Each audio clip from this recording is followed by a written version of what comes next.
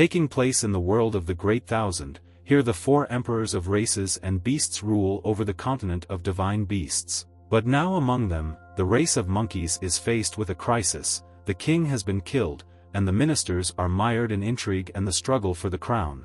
Right now, the son of King Lu Xun, after 3 years of wandering, returns to Dun Xian, to the territory of the monkey race. Also, a girl with purple hair arrived here. Her transport was a large wolf. She admires the beauty of the ocean. Apparently the traveler is seeing it for the first time. The young geniuses were also here. Will the guy be able to reveal the truth about his father's death? Will he be able to withstand the wild boar race from the demonic mountain? He had to make the wild boar race lose face, but they were not going to lose to a monkey with a pitiful promotion sphere spirit. The leader of this clan was determined to grind the petty impostor into powder. The young monkey prince only laughed after hearing this. This thug who possessed the pitiful spirit of the god realm was no match for him. The place where fate brought the heroes was one of the local ports. The sky above it was light blue, the water in the sea washing it was the same. Seagulls were flying everywhere. One day an unusual guest arrived at this place. It was a girl riding a huge white wolf. Such animals are very rare in these parts. Her name was Xiao. The first thing she did was admire the ocean. She really liked its blue color. It really was the same shade as the sky. Having seen enough of the landscape, she stroked her pet and thanked him for his help. Suddenly a voice addressed them. He called the girl by name and asked if she was very tired from the journey. The wolf immediately began to growl. The reason for the animal's anxiety was the sounds that came from the depths of the water. It was strange, because there was no one on the horizon. A second later, the water near the pier began to foam strongly, and something very large began to rise from the water. Suddenly, an incredible picture opened up to everyone who was standing on the shore at that time. Right before their eyes, a huge ship appeared from the water. Xiao was greatly admired. She had never seen such things before. This ship was incredibly beautiful. The others just stood there with their mouths open. This thing was not just huge, it could be called gigantic. The water around it rose several meters up. As soon as the military men who were on the pier saw this, they immediately began to beat the drums. The Prince of Beasts had returned. The guy was already impatient to set foot on his native land. He walked to the very edge of his frigate and looked ahead. Finally, Lu Xun returned home. He had already heard rumors about what was going on here and he was determined to get to the bottom of everything. When one of his soldiers heard this, he asked why the guy calls this place his homeland. It really was so. This city was the birthplace of the prince of the land of monkeys. Here he spent his entire childhood and youth. As soon as Lu Xun got off the ship, the soldiers immediately turned to him. They bowed their heads in front of him and called him Your Highness. They were very glad that their rightful heir returned home. The hero immediately recognized this man. It was an elder. The man told him sad news. He blamed himself and his people for the fact that the great king of the country of monkeys died, and they don't even know the identity of the killer. But the guy asks the elder not to blame himself. No one could have foreseen this, and the identity of the killer does not matter. Because he will not rest until he avenges his father's death, and it doesn't matter, even if his executioner is the king of heaven himself, he will have to pay. The elder invites the guy to embark on the path to heaven and wash away the fatigue after a long trip. The path in heaven was a huge area, in the center of which there were 3 tanks of water, and at the very end in the center there was a huge statue of a monkey. The 18 pillars were also an important element. They define the levels of cultivation from the stage of perception to management. The prince entered the water without even taking off his armor.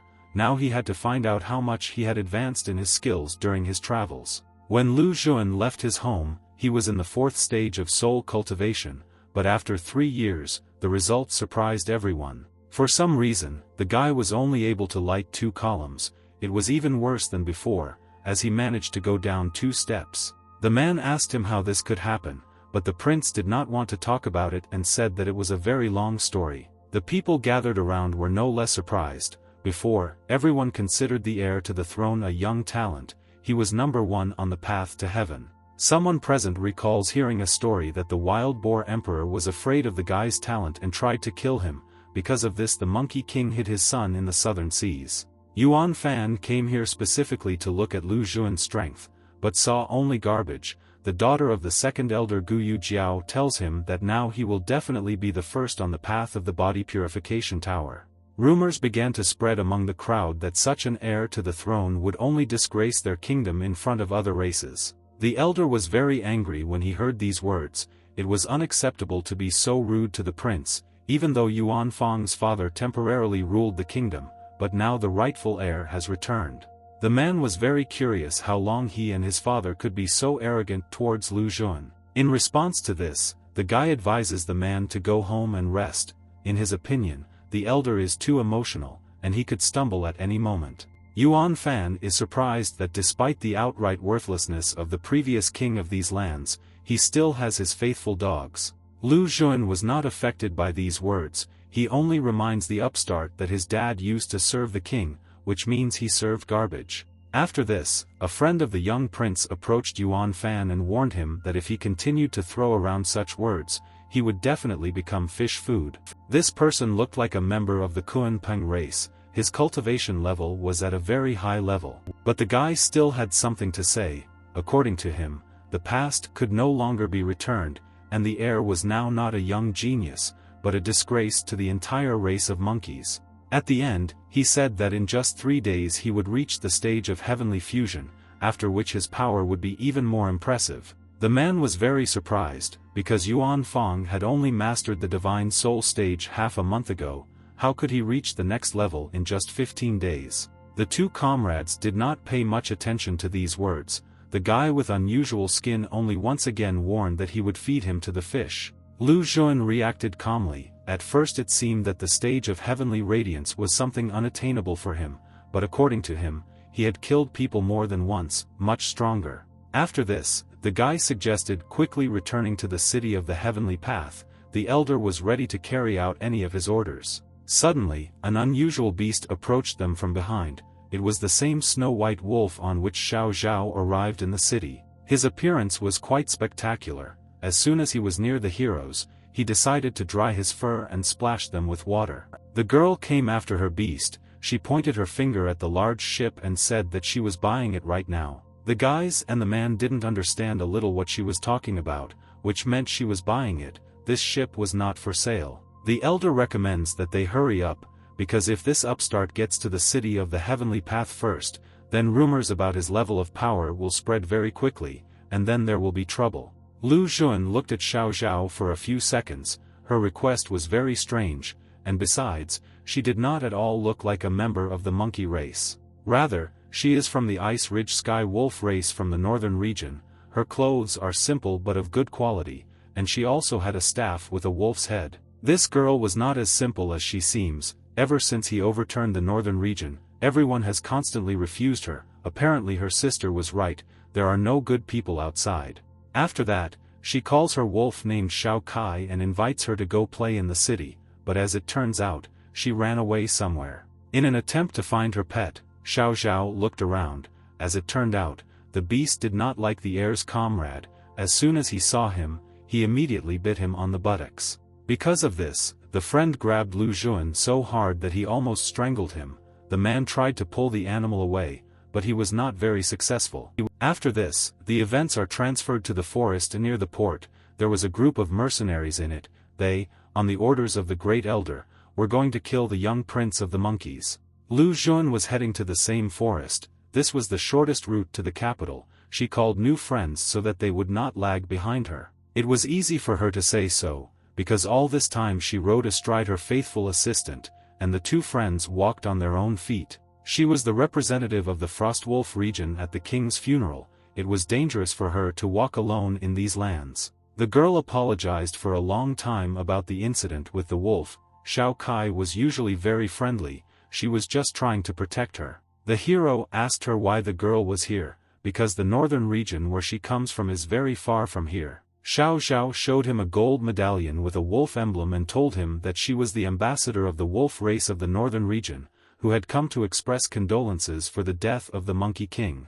She also introduced herself and asked what the prince's name was, and that's how they met. A friend of the young heir asked why the girl did not go with the elder. It turned out that everyone else went along the main road, and they needed to go around so as not to be discovered. Apparently it was dangerous for Xiao to follow with the others, but the guy didn't want to do anything until his father's funeral took place. He planned to deal with everything after.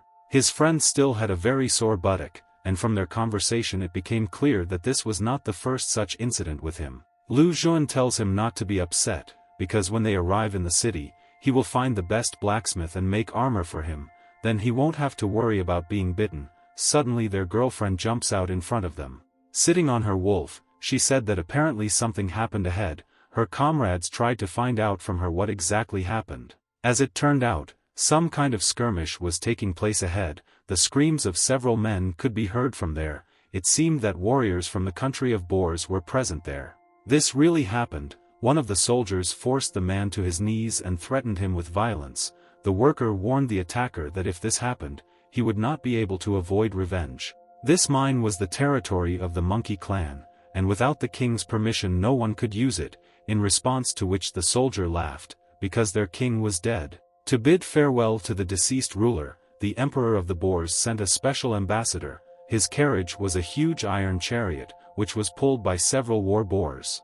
But this fortress on wheels was completely worn out. They were going to use the mine to restore it, after which the fat man kicks the man in the leg and chest. Because of this, the mine worker falls to the ground. These bastards from the boar clan have already crossed all acceptable boundaries. But what could these workers do to trained and armed warriors from another country? The attackers were ready to crush these bugs. They were not going to spare anyone. But just as one of them raised his sword above the man's head and was about to kill him, his blade suddenly stopped. A large chain with a golden glow wrapped around its blade. A moment later, the same chains headed towards other soldiers. None of them even had time to understand where they came from. As a result, all the attackers were neutralized. The hard worker, who was already ready to say goodbye to his life, couldn't believe his eyes. He turned around and looked at his savior. It was Lu Xun. He defeated several fighters from another country in a few seconds. The guy used an unusual technique that looked like luminous chains. After a few seconds, the chains on the hero's hands disappeared. Maintaining this ability required great effort. It was only because Lu Xun arrived in time that he was able to save these people. Fortunately they were all fine. Immediately after this, a rough male voice was heard from the huge carriage. The man inside was clearly dissatisfied with what he saw. Suddenly, the space around was filled with an unusual purple glow. This energy began to spread in all directions and injured the remaining warriors of the land of the boar. A warrior with a huge sword came out of a large iron box. He was dissatisfied with the fact that these nonentities had so disgraced the honor of his country. They were defeated like some brat with the spirit of the promotion sphere.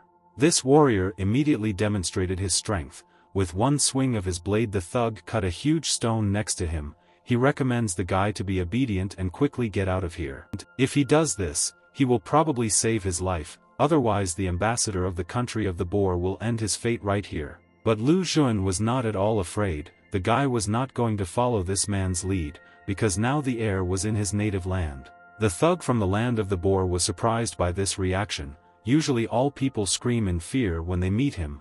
He asks the hero who he is. The future emperor told the villain his name, after which the warrior replied, "His name is Zhu Chun." He was perplexed how this brat dared to block his path. Lu Xun could not believe that this bastard was an ambassador. Intimidation and robbery were unacceptable for a representative of another country. With such actions he desecrated all the inhabitants of the country of the boar. But the man knew that the king was dead, and even if he killed someone from his entourage, even the current ruler, then nothing would happen to him for it. In response to this, the guy notices that the current manager was no longer a representative of the monkey race. Zhu Chun continued to stand his ground and recommended that the prince be obedient.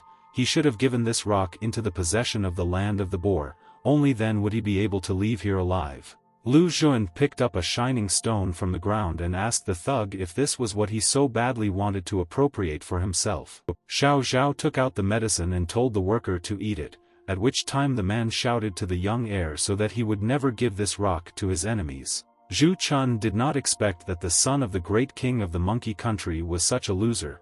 He assumed that the guy was strong in mind and now agreed to his conditions. Lu Xun apologizes to the ambassador and with a smile on his face throws a glowing crystal right at his forehead. This stone was mined right here. It hit right on target. leaving a bruise on the man's forehead, which made him incredibly angry. The brute immediately activated the bulk of his power, and, shouting that he would immediately kill this pathetic monkey, rushes into battle. A moment later, he delivered a blow that was called a flash of multiple waves. From the outside it seemed that the blows of the purple blades were cutting the space around them. The workers were shocked by this level of sword control, but the guy was absolutely calm and continued to stand in the same place where he was. His comrade, observing this picture, noticed that this was the stage of soul destruction.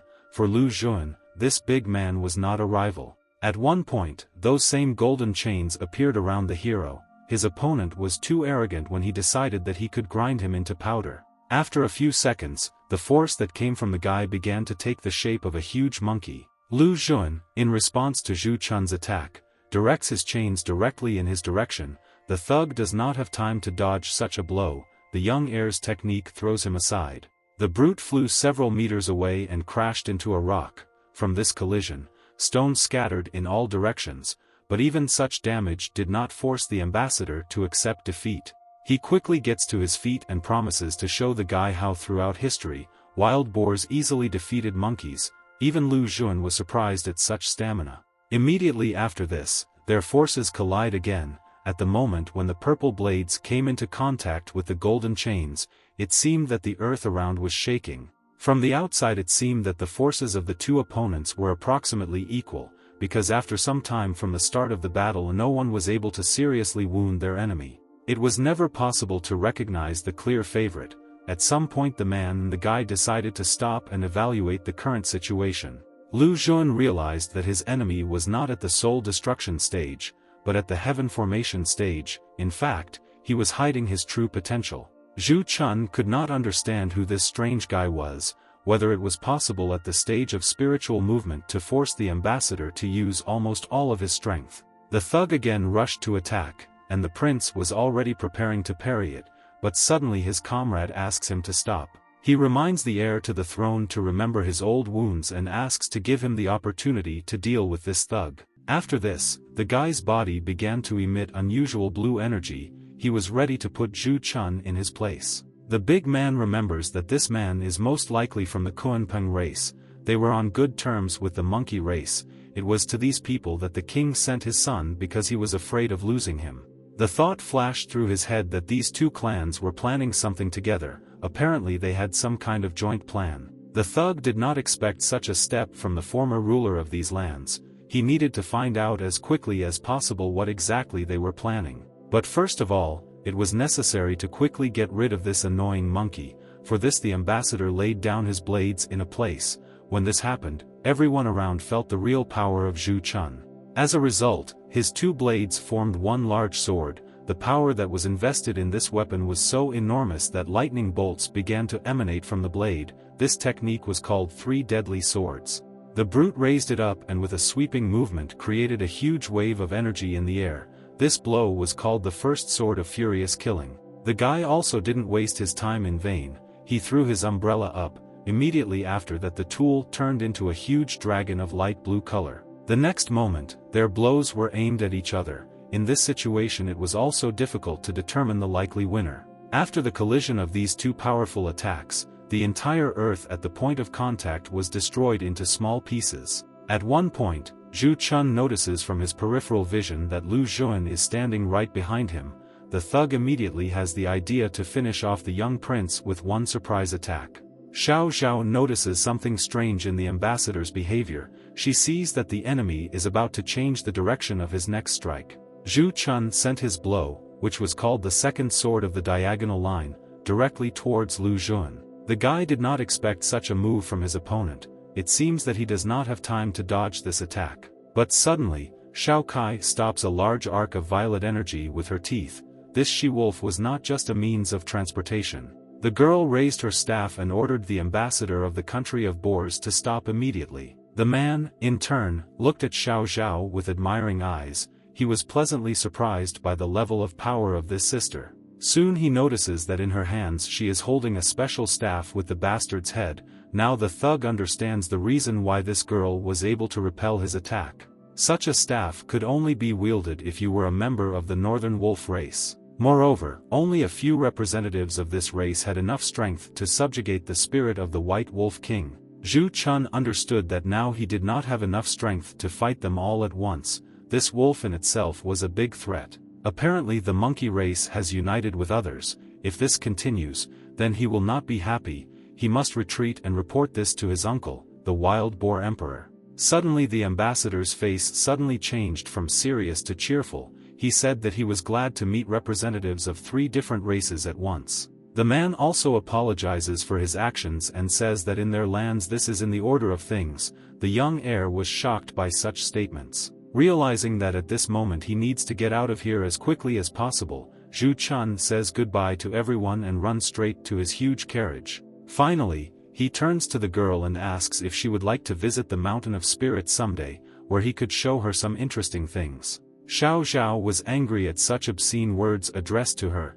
She was not used to being addressed in this way. Her faithful friend immediately noticed that the hostess was in a bad mood. This situation needed to be corrected somehow. Xiao Kai decided to act with her usual methods. She rushed at one of the boars who were pulling the carriage and bit him on the back with all her strength. And for this, the cart sharply drove forward, and the ambassador, who had not yet managed to climb inside, flew straight to the ground. The wolf cub fulfilled his mission. Lu Xun thanked his friend for her help. She replies that it was a matter of honor, because she hates bullies, and this one was also a freak. The girl asked the young prince how he was feeling. The guy replied that his wounds were fine and they needed to hurry to the capital as soon as possible. Meanwhile, a group of mercenaries grabbed the elder and began to torture him. They wanted to extract information from the man about where the heir was now. Events moved to the capital of the country of monkeys. Here in the main palace of the country everyone was preparing for the arrival of the rightful heir. Gulan, the second elder of the country, asks the chief elder named Yuan Hong how long they should wait for Lu Xun to arrive. The temporary ruler of the country did not have time to answer this question, because his son approached him from behind and announced his return. Yuan Fan hurried to report to his father that the young prince had turned into a helpless scum. Yuan Hong questions this information, but the second elder advises him to believe his son, because he saw everything with his own eyes. As a result, the temporary ruler decides that the king's coffin should be buried immediately. Gulan was shocked by such a statement, because the funeral was scheduled for tomorrow. The advisor asks Yuan Hong to stop, because the prince has only recently sailed into the country. They don't know yet whether the guy has entered the capital. It's inappropriate to start a funeral now. But the man is not going to discuss the king's funeral with some piece of garbage. This is not why he fought for 10 years for the glory of the monkey race. After this, the temporary king ordered his subordinates to begin the funeral immediately. No one dared to contradict Yuan Hong. Everyone began to carry out his order, but suddenly the sounds of footsteps were heard. Lu Xun entered the hall and ordered everyone to stop immediately. The people inside temporarily stopped preparations for the funeral. Yuan Fan couldn't believe his own eyes how this guy returned so quickly, because his father hired real professionals to kill him. The first thing the prince began to do was move his arms. It was like warming up before a battle. A few seconds later, he fell to the ground with all his strength, right in front of the coffin in which his father lay. The hero did it with such force that the collision of his forehead with the floor caused him to bleed. The temporary ruler asked the young heir to stop this. He should have controlled himself. Such desperate behavior was unnecessary. Yuan Fan ran to Lu Xun to help him. He asked the guy to come to his senses and calm down. The prince of the land of monkeys understood that this scoundrel was trying to seem like a saint and pretending that he cared. Suddenly the hand that was lying on the guy's shoulder began to shine with a bright light. The prince's comrade and the envoy from the north realized that something bad was planned. Perhaps a fight would happen here. A few moments later, the tattoos on the guy's body began to glow yellow, and blood-red chains appeared from his shoulders. The elder's son quickly took his hand back. When he looked at it he found that there was a severe burn on it. The eldest elder and second elder of the country were shocked by what they saw.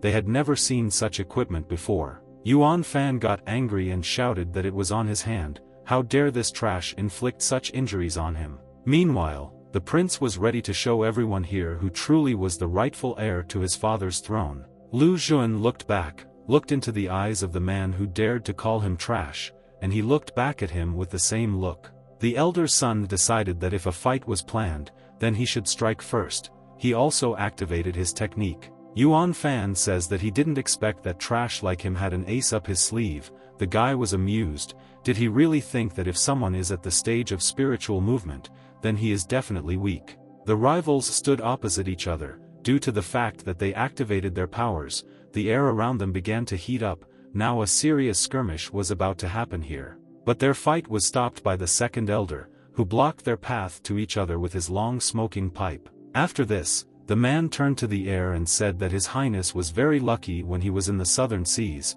because this chain studies the light-dominant aura, and therefore was very valuable. The prince's companion introduced himself. His name was San Jia. He was from the Kunpeng race, which is located in the southern seas. He came here with honor to attend the funeral. Yuan Hong thought in his head that the race to which this person belongs lives on a small piece of land. Because of this they do not pose any threat. Suddenly, Xiao turned to the provisional government. She said that Lu Jun was her friend, which means that she would not allow anyone to offend him. She came here under the orders of the Emperor of the Northern Territory of the Wolf race. She was now acting as an ambassador. She also expressed condolences to the ape race. The chief elder was angry when he learned about the girl's origins. He was infuriated by the fact that this brat managed to gain such support. 3 heroes stood right in front of the grave of the king of the country. They intended to do everything to ensure that justice prevailed. The people present at that moment began to ask His Highness to let them go. Everyone came up with their own excuse. Basically everyone said that they were sick. Guyu Jiao also said that she did not have time and was about to leave. Her father was very angry. He called her a scoundrel. The girl asks why her father is still staying with this garbage, since all the people have already left. Immediately after this, the second elder suddenly becomes ill and begins to cough violently. Lu Jun immediately rushed to him to help. He asked Gulan what was wrong with him. The man replied that he was already very old. Soon he was destined to join the king of this strange one. There was blood on the napkin that the second elder was covering his mouth with. Apparently his illness was very serious. He believed that his days were already numbered. His only desire in this life was to see how the young prince would be able to unite people around him. No less than this, he wanted the murderer of his king to be found and punished. Blood for blood, justice for justice. The heir says that the elder is not feeling well. He lets him go home and says that he will definitely visit the man after his father's funeral. Lu Jun asks Guyu Jiao to take her father home. She should treat him more gently. In response the girl simply snorted. On the way home, the daughter asked Gulan what happened to him, because just a couple of days ago his condition was excellent. In response to this the man ordered her to shut up. Xiao Kai became interested and began to very carefully sniff out the blood that belonged to the second elder. After this, the she-wolf turned to her mistress and told her something very interesting. It had to do with the blood on the floor. Xiao laughed and told her friend that he was right, because this city was very funny, just like the people living here. Gulan was very interesting, because he somehow managed to cough up chicken blood. It immediately became clear that he was faking it, but what was on his mind? Evening came on the street. At this time Yuan Hong was deciding some important issues in his office. Something made him very angry and he hit the table with his palm with all his might. The man hit with such force that the furniture fell into pieces. He was very angry that these ambassadors from the southern seas and the northern region had come here. In a raised tone, he ordered his subordinates to immediately obtain any information about these people. He wanted to know everything that was possible. Yuan Hong has been waiting patiently for many years for this long-awaited moment to finally arrive, and these 3 have no right to stop him. The funeral was scheduled for the next day, and a lot of people were present during it. They all lined up in a long line and mourned the deceased king of their country.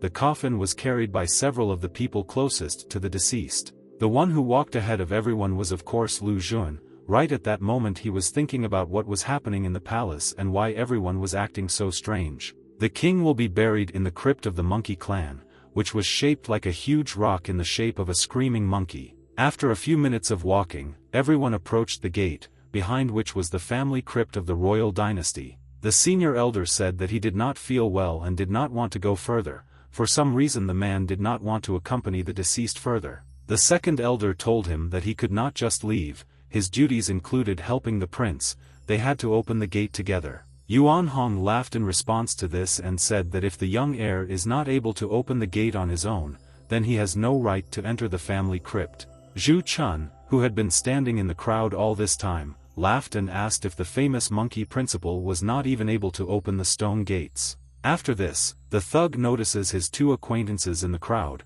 It was clear from his face that he was still angry with them. But someone noticed him too. The she-wolf looked at him with a predatory look and growled. Because of this the man immediately changed his facial expression. He did not want to try his luck again. The prince realized that he would have to open the gates to the family crypt on his own, but this did not frighten him at all. He walked up to them and put his hands on the cold stone. After some time, the gates began to open little by little, and a ray of golden light began to break through. All those present stood and looked in surprise. It was not every day that they saw such a picture. Lu Xun needed all his strength to cope with this task. Usually in such cases, someone else helps the relative of the deceased. Finally, after some time, the gates finally opened. Yuan Hong was surprised by this. He expected that the guy would not cope and would disgrace himself in front of everyone present. When the gates opened, all the guests could see what the last journey was like for each of the Lu clan. Lu Xun, using his chains, took his father's coffin and went with it straight to the family tomb. Yuan Fan and Guyu Jiao wondered why a weakling like him could enter there and they couldn't. After all, they were both at a higher level of spiritual power. Gu Lan immediately ordered these fools to shut up, because anyone who is not part of the royal family and dares to go through the gate will instantly die. As the prince stepped onto the long bridge leading to the tomb, the chief elder was thinking that today the Lu Wuji line would cease to exist. When the guy crossed a long bridge that looked more like a column, he found himself right in front of a huge stone slab. He stopped for a second and plunged into his old memories. The reason for this behavior was the inscription on the gravestone, "His mother rested here." Having come to his senses, Lu Xun wanted to finish his work as quickly as possible. He moved the king's coffin inside a high slab, after which another name appeared on it. Before leaving this place, he once again bowed to his father with all his might and promised that he would find the killer and take revenge, no matter what the cost. Immediately after this, strong thunder roared and lightning struck, and the ground beneath the heir's feet shook. Because of this, he fell off the bridge. Falling down, he tries with all his might to grab the stone column with his fingers. Because of this they become covered in blood. At one point, the guy manages to hold on to the bridge, but suddenly the blood that was flowing from his hand begins to leave his body. It was very strange. Apparently for some reason this pillar was sucking his blood. The situation was getting worse and worse. Lu Xun could no longer hold on to this stone with his hand. If he continued, he would soon die from loss of blood. He had to let go of his hand. Falling down, the guy tries to hold on with the help of his chain. He releases it upward in the hope that it will be able to catch on to something. But suddenly the huge column begins to collapse, or rather the top ball falls off, and unusual matter becomes visible underneath it. In the end, when the entire top layer disappeared, it became clear that the legendary De Huang artifact had been there all this time. An ancient legend said that the king of beasts will ascend to the throne. He will be able to change destinies, but this will happen only when all four sides find peace. The entire time the prince spent on the other side of the gate, the ambassadors and guests spent endless conversations and gossip. But San Jia had more important things to do. His scout was supposed to return to him any minute. He sent him to clarify one important matter. This scout was a small animal. She told the guy that Sun Haya had been captured by bandits in the mountains of the Heavenly Monkey. San Jia was very surprised how the man could not please the bandits. Xiao stood much taller than all the other guests. She and her wolf climbed a high cliff and thought about their task. Her sister ordered the girl to find the formula for an artifact. It was one of these artifacts that was being activated on the other side of the gate right now, but Xiao did not know about it yet. Suddenly, the necklace on her neck began to glow. This thing was the second artifact. Its glow meant that the solution was very close. The girl quickly understands this and tells Xiao Kai that they need to separate, so they can quickly find the necessary formula. In the same way, in San Jia's hands, his umbrella began to resonate. It was the third of the four artifacts. At the same time, on the mountains of the Heavenly Monkey, in the fortress of the robbers, there was a captured elder. A couple of bandits stood nearby and discussed what was happening here. In fact, this man was just bait for Lu Xun, but one of the bandits does not believe that the guy will fall for it. Suddenly, the gate to the fortress is destroyed by one strong stream of spiritual energy.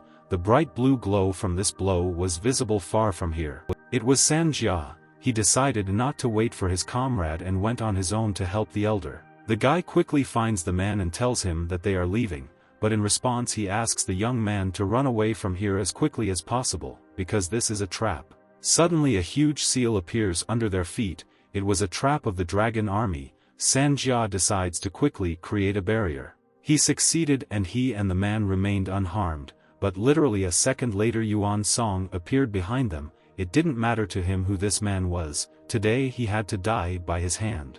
Lu Xun at this time was lying unconscious on the other side of the gate. A huge artifact fell to the very bottom of the tomb and remained standing in an upright position. Xiao continued to look for more clues, but at some point, her necklace stopped emitting light. Suddenly she notices a man. This man had been following her for a long time. The girl asked him why he was following her. Sanjia turned out to be not just an ambassador of a country from the southern seas.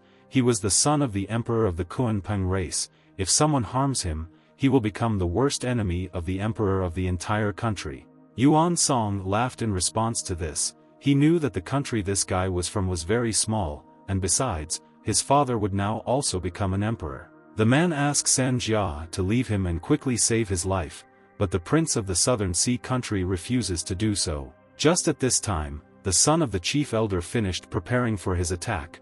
Immediately after this a huge dragon headed from the sky towards the heroes. But then an ice wolf appeared out of nowhere. He rushed up straight to the dragon and easily repelled this attack. Yuan Song couldn't believe that his strongest technique was repelled immediately after its appearance. Everyone turned their heads in search of who had summoned the snow beast. It was Xiao. Now it was her turn to go on stage. After some time, Lu Xun came to his senses. When he opened his eyes he was surprised to notice that he was on a huge hand. He had a very bad headache. He was lucky, because he was able to survive only thanks to his red chains. If not for them, the pillar would have sucked all his blood. The guy could not even imagine that the stone column was hiding the Feng Cun artifact, one of the 4 legendary weapons. Apparently he was awakened by the blood of Lu Xun. For many millennia, people have been looking for this weapon, and having it at their disposal will not be difficult for anyone to become an emperor. The prince began to hope that it was thanks to this artifact that he would be able to avenge his father and restore justice. But suddenly he notices that the hand on which he had been standing all this time was not just something strange. It turned out to be the limb of a completely living giant ape. When Lu Xun was little, his father showed him his vein, the explosion of which looked the same as that of this giant golden monkey. The monkey let out a loud cry. The guy realized that he would have to fight anyway, so he uses his red chains to tie up the giant. He also uses the writhing dragon technique, but the monkey easily breaks his dark chains with his hand. After this, the prince finds himself high in the air and once again sends a fiery writhing dragon towards the enemy. The fire snake wraps around the neck of a huge animal. At this moment Lu Xun tries to take advantage of the moment and immediately uses another technique. This technique was called the hornless dragon. It could be summoned using dark chains. But no matter how hard the guy tried, the monkey easily continued to fight off all his attempts. He urgently needed to come up with some kind of plan. Although Lu Xun was in a difficult situation, a smile was visible on his face. He really liked this battle. He found it exciting. In the end, the dark dragon was defeated with one blow, and the fire serpent was swallowed by the giant. This creature was incredibly strong. Suddenly, the wriggling dragon seal that was on Lu Xun's left hand completely disappeared. He did not understand why this happened.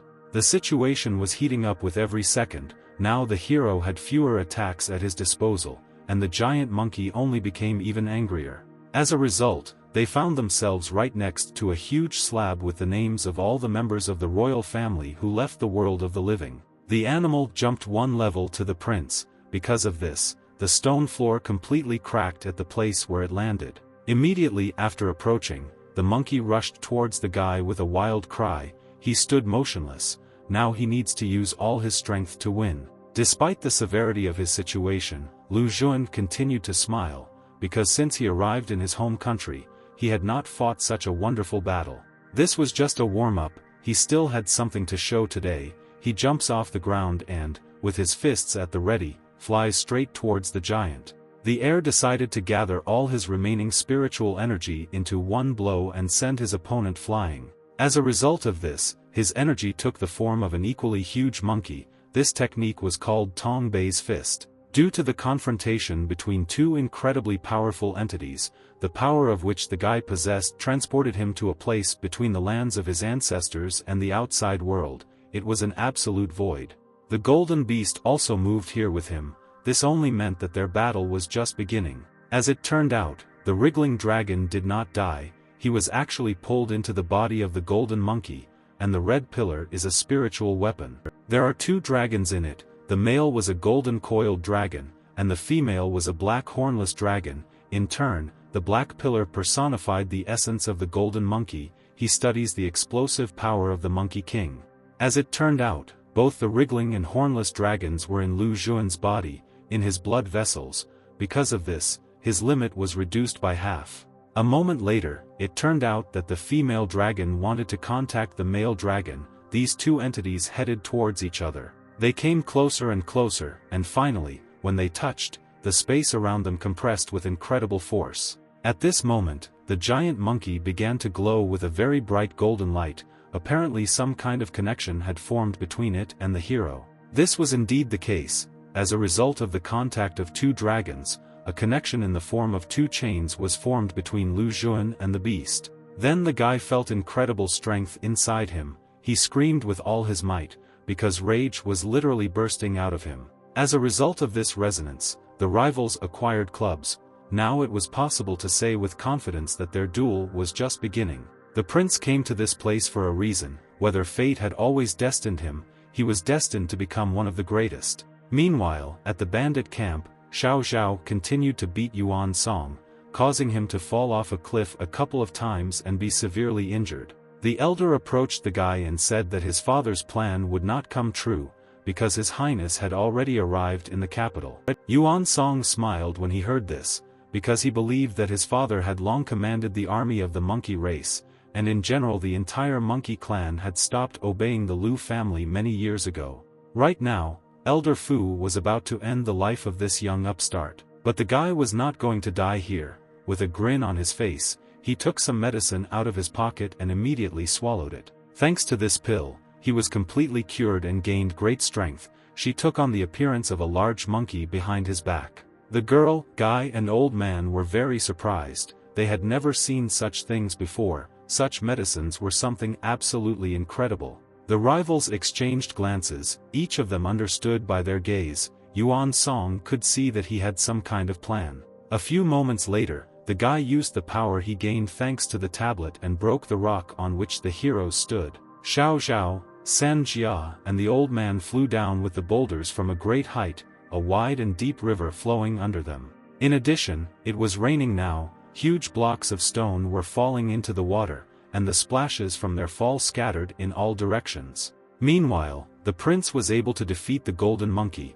Thanks to this he was given the opportunity to use the power of the wild golden monkey, and the artifact also absorbed the paired dragons. Suddenly a cloud appeared in the sky that looked like an umbrella. The hero immediately realized that this was a sign that his friend San Jia was in trouble. Yuan Fan turned to his father and said that he had just received a message from the Sky Monkey Mountain. Everything was going according to plan. These fools took the bait. Yuan Hong was happy to hear this. Now the young heir was left without the support of the southern battle and the northern region. How was he going to defeat him now? Just as he finished this thought in his mind, a huge beam of bright golden light broke through the gate, heading straight towards the Sky Monkey Mountain. Yuan Song went down to the river to ensure the death of his enemies. His father gave them a pill that completely released his spiritual power, so that his rivals had no chance. But instead of confirming his victory, the guy saw a huge whirlpool in the river. After a few seconds, the whirlwind of water rose many tens of meters up. It was the work of San Jia. He possessed techniques that allowed him to control water. He summoned a huge 9-headed water serpent. Yuan Song looked up and couldn't believe his eyes, after which he heard a girl's voice from the side. It was a messenger from the northern lands. She asked what surprised him so much. Her wolf was with her. In her teeth there was an unconscious old man. The girl really liked her friend's water technique. She waved her hand to him from the shore and asked him to sell him this snake. But Sang Jia's answer was very unexpected. He looked at his girlfriend with a face full of hatred and said only one word, kill. Xiao was very surprised, perhaps she misunderstood her comrade, but his behavior was quite frightening. The girl decides not to push her luck and orders her wolf to run quickly. This guy is definitely crazy. The next moment, a water snake appears right in front of them. The girl and her pet barely have time to dodge this attack. They continue to run deeper into the forest, but the snakes are not going to stop and continue to chase them. Xiao had to fight back directly on top of Xiao Kai. The situation was very problematic. The nine-headed water serpent was a concentration of spiritual energy in the water, and her comrade clearly possessed something similar to an artifact, so its power was enormous. San Jia was in the air all this time and looked down on everything. Something was clearly wrong with him. Red fire oozed from his eyes. Suddenly the girl notices that her necklace has begun to emit a glow again. She realizes that her artifact and the guy's umbrella are resonating. The ambassador from the southern seas continued to attack her without stopping, and in the end the girl found herself in a very dangerous situation. She was completely surrounded by water snakes. At the very last moment, Lu Zhuan manages to save her. His appearance was accompanied by a huge ray of golden light, and with his monkey he blocked Xiao from the water. The guy asks his friend what happened here and why the elder is unconscious. The girl replies that the man is unconscious. The prince notices that his staff began to glow with a bright light, just like the necklace around Xiao's neck. But there was no time to find out the reason yet, because Sang Jia had gone berserk and was trying his best to kill them right now. Lu Zhuan realized that now he would have to fight against one of his faithful comrades. It was a difficult task, but he had no choice. In fact, this was not a big problem. His brother spent his whole life in the southern seas. He was nervous because he had been on land for too long. Now the prince will quickly fix it. The girl begins to treat the elder and asks her friend to be as careful as possible, because this snake is incredibly strong. The heroes approached each other. It seemed that now a serious duel would take place between them in which they both could suffer greatly. But instead, the young heir used some kind of technique, which caused his brother to instantly come to his senses, his eyes becoming normal again. After that, they removed each other's fists as a sign of their inextricable connection. Apparently this was not the first time. San Jia doesn't remember anything about his madness. Soon they returned to their friend. She had just finished treating the elder. They needed to leave here as quickly as possible. Xiao Kai began to growl strongly at the sight of the ambassador from the southern sea country, and he, in turn, did not understand what caused such a reaction. The man turned to His Highness and said that they urgently needed to leave here, because the great elder would arrive here any minute. The robbers' fortress on Sky Monkey Mountain was completely destroyed, and the hostage escaped. Yuan Hong was already here with his son. Apparently he underestimated the young prince. It was clear from his behavior that he was very angry. He clenched his hand into a fist and with one blow broke the rock next to him. Tomorrow at the ceremony of choosing the king he will ascend to the throne, and this brat will be torn to pieces. The next day, it was raining heavily with a thunderstorm again. Right now the coronation ceremony was supposed to take place in the Heavenly Path Palace. All the important people who are now in the land of monkeys gathered in the main hall. Now the issue of choosing the ruler of these lands had to be decided. They had been waiting for one of the potential participants for quite some time, but he was very late. Zhu Chun suggests starting without him. The chief elder began the negotiations. He says that despite Lu Zhuan's royal blood, his abilities will not be enough to rule such a large country. Immediately after these words, the ambassador of the Golden Lion race enters the hall. This is the person everyone has been waiting for a very long time. His name was Goldie. He and Xiao looked at each other. Apparently they had met before.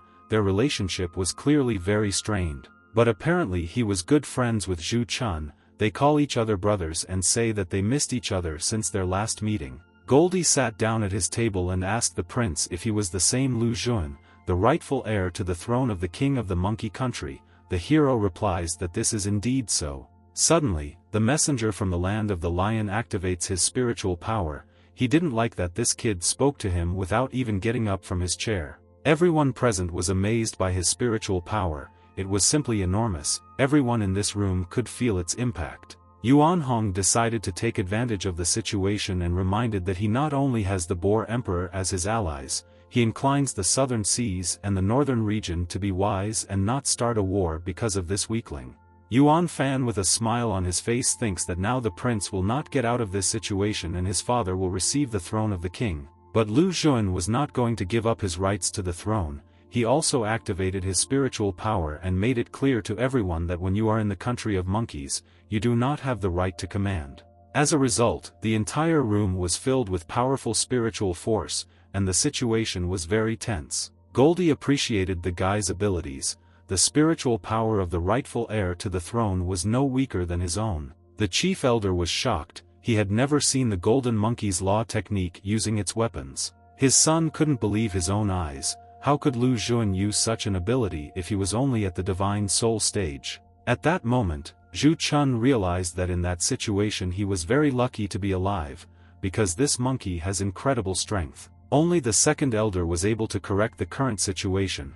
He coughed loudly, and his daughter, with an excited face, asked if he was okay. This made the guys cool down a little. They both calmed down and went to their places. After all, now was not the time for a fight. The prince immediately ran up to Gulan and asked how he was feeling. According to the old man, his bones could not withstand such pressure. The second elder notes that His Highness's abilities have emerged and are now sufficient to ascend to the throne. Even if his abilities returned, there were rumors that Lu Xun was not a purebred monkey, because his mother was from another country. In response to such words, the elder became very angry. In fact, these rumors were complete nonsense and had nothing to do with the truth. After this, the men continued to argue, each of them trying with all his might to prove his point. At some point, Gulan got tired of these disputes. He proposes to follow the traditions of choice and allow His Highness to train in the ancient tower, which opens once every 4 years. If the guy takes a place in the top 10, then this will be enough for his coronation and he will be able to take the throne of his father. If he fails to do this, he will forever lose the opportunity to become the leader of the monkey race. Yuan Hong was happy with these rules. Now the only question was whether the heir would be afraid to enter the training tower. Lu Xun believes that the top 10 is too bad a result for him. If he was going to become the head of the country of monkeys, then he needed to show a result much higher. He promises everyone present in this room that he will pass the test in the training tower and take first place there. Yuan Fan had already come up with a plan to make sure that the prince would never leave this tower. Events are transferred to the western wasteland, the palace of the White Tiger. These were very cold and harsh lands. Here, on the roof of one of the buildings, a young man was sitting. In one hand he was holding a chicken and in the other an egg. Apparently, with his eyes he tried to find at least someone living in this fortress, but they all miraculously disappeared somewhere. Having found no one, the guy decides to go down and look better from below. After all, he had a very important matter. Meanwhile, the elder of this city was running along the nearest street. It seemed that he was running away from someone. The old man opened the barn door in the hope of hiding inside, but as it turned out there was no longer room there. But the elder had no other choice. It was too late to look for another shelter, and with the words that he fit here quite well, the old man climbed inside. This guy's name was Buku. In search of at least one of the residents, he was walking down the street. Suddenly he heard some noise from a neighboring building. A few seconds later, the doors broke and the people sitting inside fell out. The young man was very happy to see them all. As it turned out, all this time he was looking for them to ask a very important question. It was really very important. After these words, all the people began to run away in all directions. Apparently such situations were in the order of things here. In the end, only the elder remained. Buku approached him and asked what came first, the chicken or the egg. The old man suggested that most likely the egg was the first, but the guy asked where the egg came from then. Apparently intelligence was not his strongest side. Buku was puzzled, because even the elder himself could not answer his question. At that moment the old man came up with a way to keep his ward occupied with something. The master should have gone to the ancient training tower, because there he could get answers to all the questions that interested him. Soon, the ancient training tower will open again on the Beast continent, at which time the sons and daughters of each race will unite to train together. These young talents develop their skills and thus part of their clans grows. It seems that the rest of the inhabitants of the fortress appreciated the old man's plan. As far as the elder knew, in addition to the 4 royal races, there were representatives of the Sky Dog, Red-Eyed Frog and Divine Crane races. Buku's eyes lit up at what he heard. He really wanted to get there. He intends to enter the training tower and train with his brothers and sisters. The very next day the guy set off on his journey. Many people came out to see him off. The elder asked him during training in the tower not to lose face and to show what he was capable of. The old man told the young man a story about how the emperor of the Golden Lion race deprived them of treasure and subjected them to violence. Because of this they still cannot recover, but before their white tiger race was very strong. If Buku could reach first place in the training tower, then it would be a sign for the rest of the times that they were still a very strong and persistent country. It was indeed a very difficult task. To take first place will be very difficult, but if the competition includes intelligence tasks, then the guy will cope with it in 1 or 2. The elder took a deep breath. He didn't know what to say at that moment and decided to simply trust fate. When the guy left, everyone around was crying. He asked them not to worry, because soon he would return victorious from the ancient training tower. But as soon as Buku disappeared over the horizon, all the inhabitants of the fortress began to rejoice. They wished long life to their chief elder. Apparently this guy annoyed them very much. At this time, Buku set out on a long journey. He was eager to test his strength in battle with representatives of other races and prove that his country was still strong. In the southern part of the rainforest, the Red Frog race also trained someone to represent their country. This was their queen. She stood on a large pedestal, and around her, below, her brothers and sisters wished her luck. Her name was Yunwu. Soon she would set off on her way to the training tower. She was going to prove that she was the master of this forest. The last thing she told her comrades before leaving was to wait for her with victory. The girl will definitely return everything that she lost. At the same time, in the northern part of the southern tropical forest, a representative of the black python race was waiting for his victim. His name was Jiang Man. He heard that the strong representatives once went to the ancient training tower. This person also intends to go there. After that, he gives the order to his huge winged serpent to fly straight to the tower. He would really like everyone who seems to be there to be good opponents who are interesting to fight with.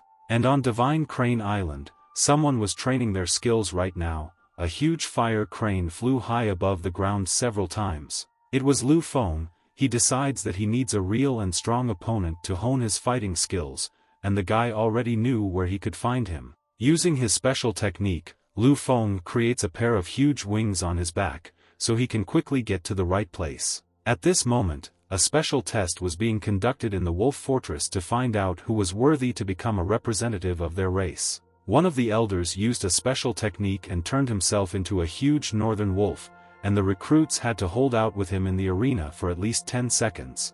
At first glance, none of the cadets could cope with the task, but one of them still lay there, still conscious, and said something to himself. When the exam leader finally completed his countdown, the one lying on the floor was delighted. He still managed to deceive the elder. The man who until recently was a wolf said that this year all the recruits are complete weaklings, because they cannot hold out for 10 seconds, and at the same time they dream of entering the tower. But suddenly one of them jumped to his feet and said that he was Go Dahu, performed a tactical feint, and therefore was able to pass the test. The man was indignant at this outcome of events. This could not be considered a victory, but the person in charge of the exam said that simulating death is also a skill, which means the guy deserves to go to the tower.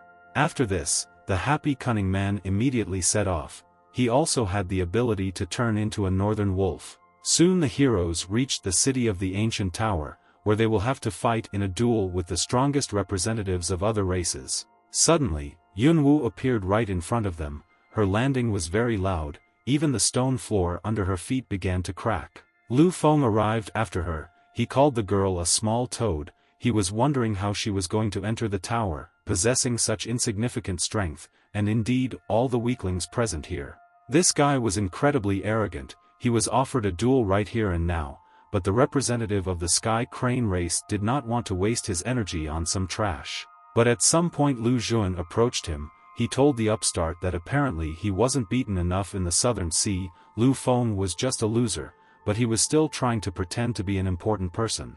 Apparently the whole trio knew each other. The representative of the Toad race also got angry at the sight of the prince, but immediately after that someone put a hand on her shoulder. As it turned out, it was Sang Jia. He asked the girl to calm down, because now it was unnecessary. Yunwu was surprised when she saw him. but still listened to the advice. They also met before. Lu Feng demanded that the hero return the red chain, and then he would allow him to die quickly. The representative of the crane race was determined to fight. But Lu Xun replies that he got that chain with his own strength, and now that the tower is open, countless treasures have become available, but compared to him, he is just a boy and will not be able to get anything. Lu Feng reminds that in their last fight the prince won only thanks to the help of the Emperor of the Seas, but now he will not survive. The young heir decided to test everything in a duel. He activates his power of the Law of the Golden Monkey and grabs his new artifact with his hand. The next second the guys rushed at each other with their weapons at the ready. Their forces were incredibly enormous. The duel promised to be exciting. But suddenly a huge white northern tiger spirit appeared between them. It was so strong that it forced both opponents to stop. It was Buku. For some reason he did not want the fight to start ahead of time. With the help of his ability he throws the prince and the representative of the crane country in different directions. But this guy from the north didn't just stop the fight, he somehow managed to absorb the spirit of the golden monkey and the divine crane in one moment. Everyone who saw this was very surprised who this man was. His strength was like quicksand. It immediately became clear that he was very strong. Buku stopped the fight because he didn't want the guys to kill each other, because that's not the purpose of their destiny together. Lu Feng asked him who he is to interfere in other people's affairs. After this, a representative of the white tiger race introduced himself. The guy was very friendly and behaved like a warrior. Immediately after this, the ancient training tower began to descend from the sky, which meant that the test was about to begin. Finally, the heroes have waited for this moment. Now they will be able to test their strength and show what each of them is capable of. Along with the tower, for spirits of fundamental beasts descended directly from heaven.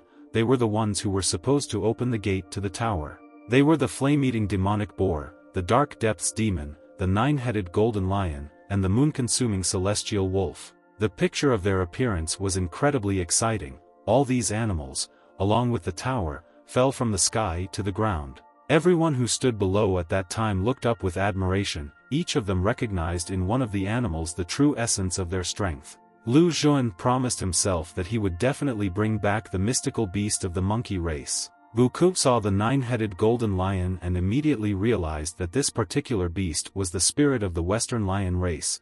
This state had oppressed his people in the past. But the guy quickly stopped thinking about it and noticed the prince among those standing. He immediately spoke to him and offered to make friends. Lu Xun agreed, and immediately after that the representative of the White Tiger country asked if he could ask him a few questions. After all, they are now friends. The heir agrees. This could not become any problem, but as soon as Buku opened his mouth, a million questions about everything possible immediately poured out of him. The representative of the country of the divine crane saw this and smiled sarcastically. The prince noticed this and was angry. These two hated each other very much. Meanwhile, the ancient tower had already completely sank to the ground. Along with its stones with a hieroglyph fell from the sky. Each participant received one copy. As it turned out, this was their test. The one who can collect as many of these medals as possible will take first place. As soon as the participants heard the terms of the confrontation, everyone rushed to the entrance to the tower. It was directly below them. Unfortunately, Xiao Kai was too old to enter the tower with her mistress. The girl calms her wolf and says that it is not her fault. Suddenly the beast turned to Lu Xun and ordered him to take care of Xiao Zhao.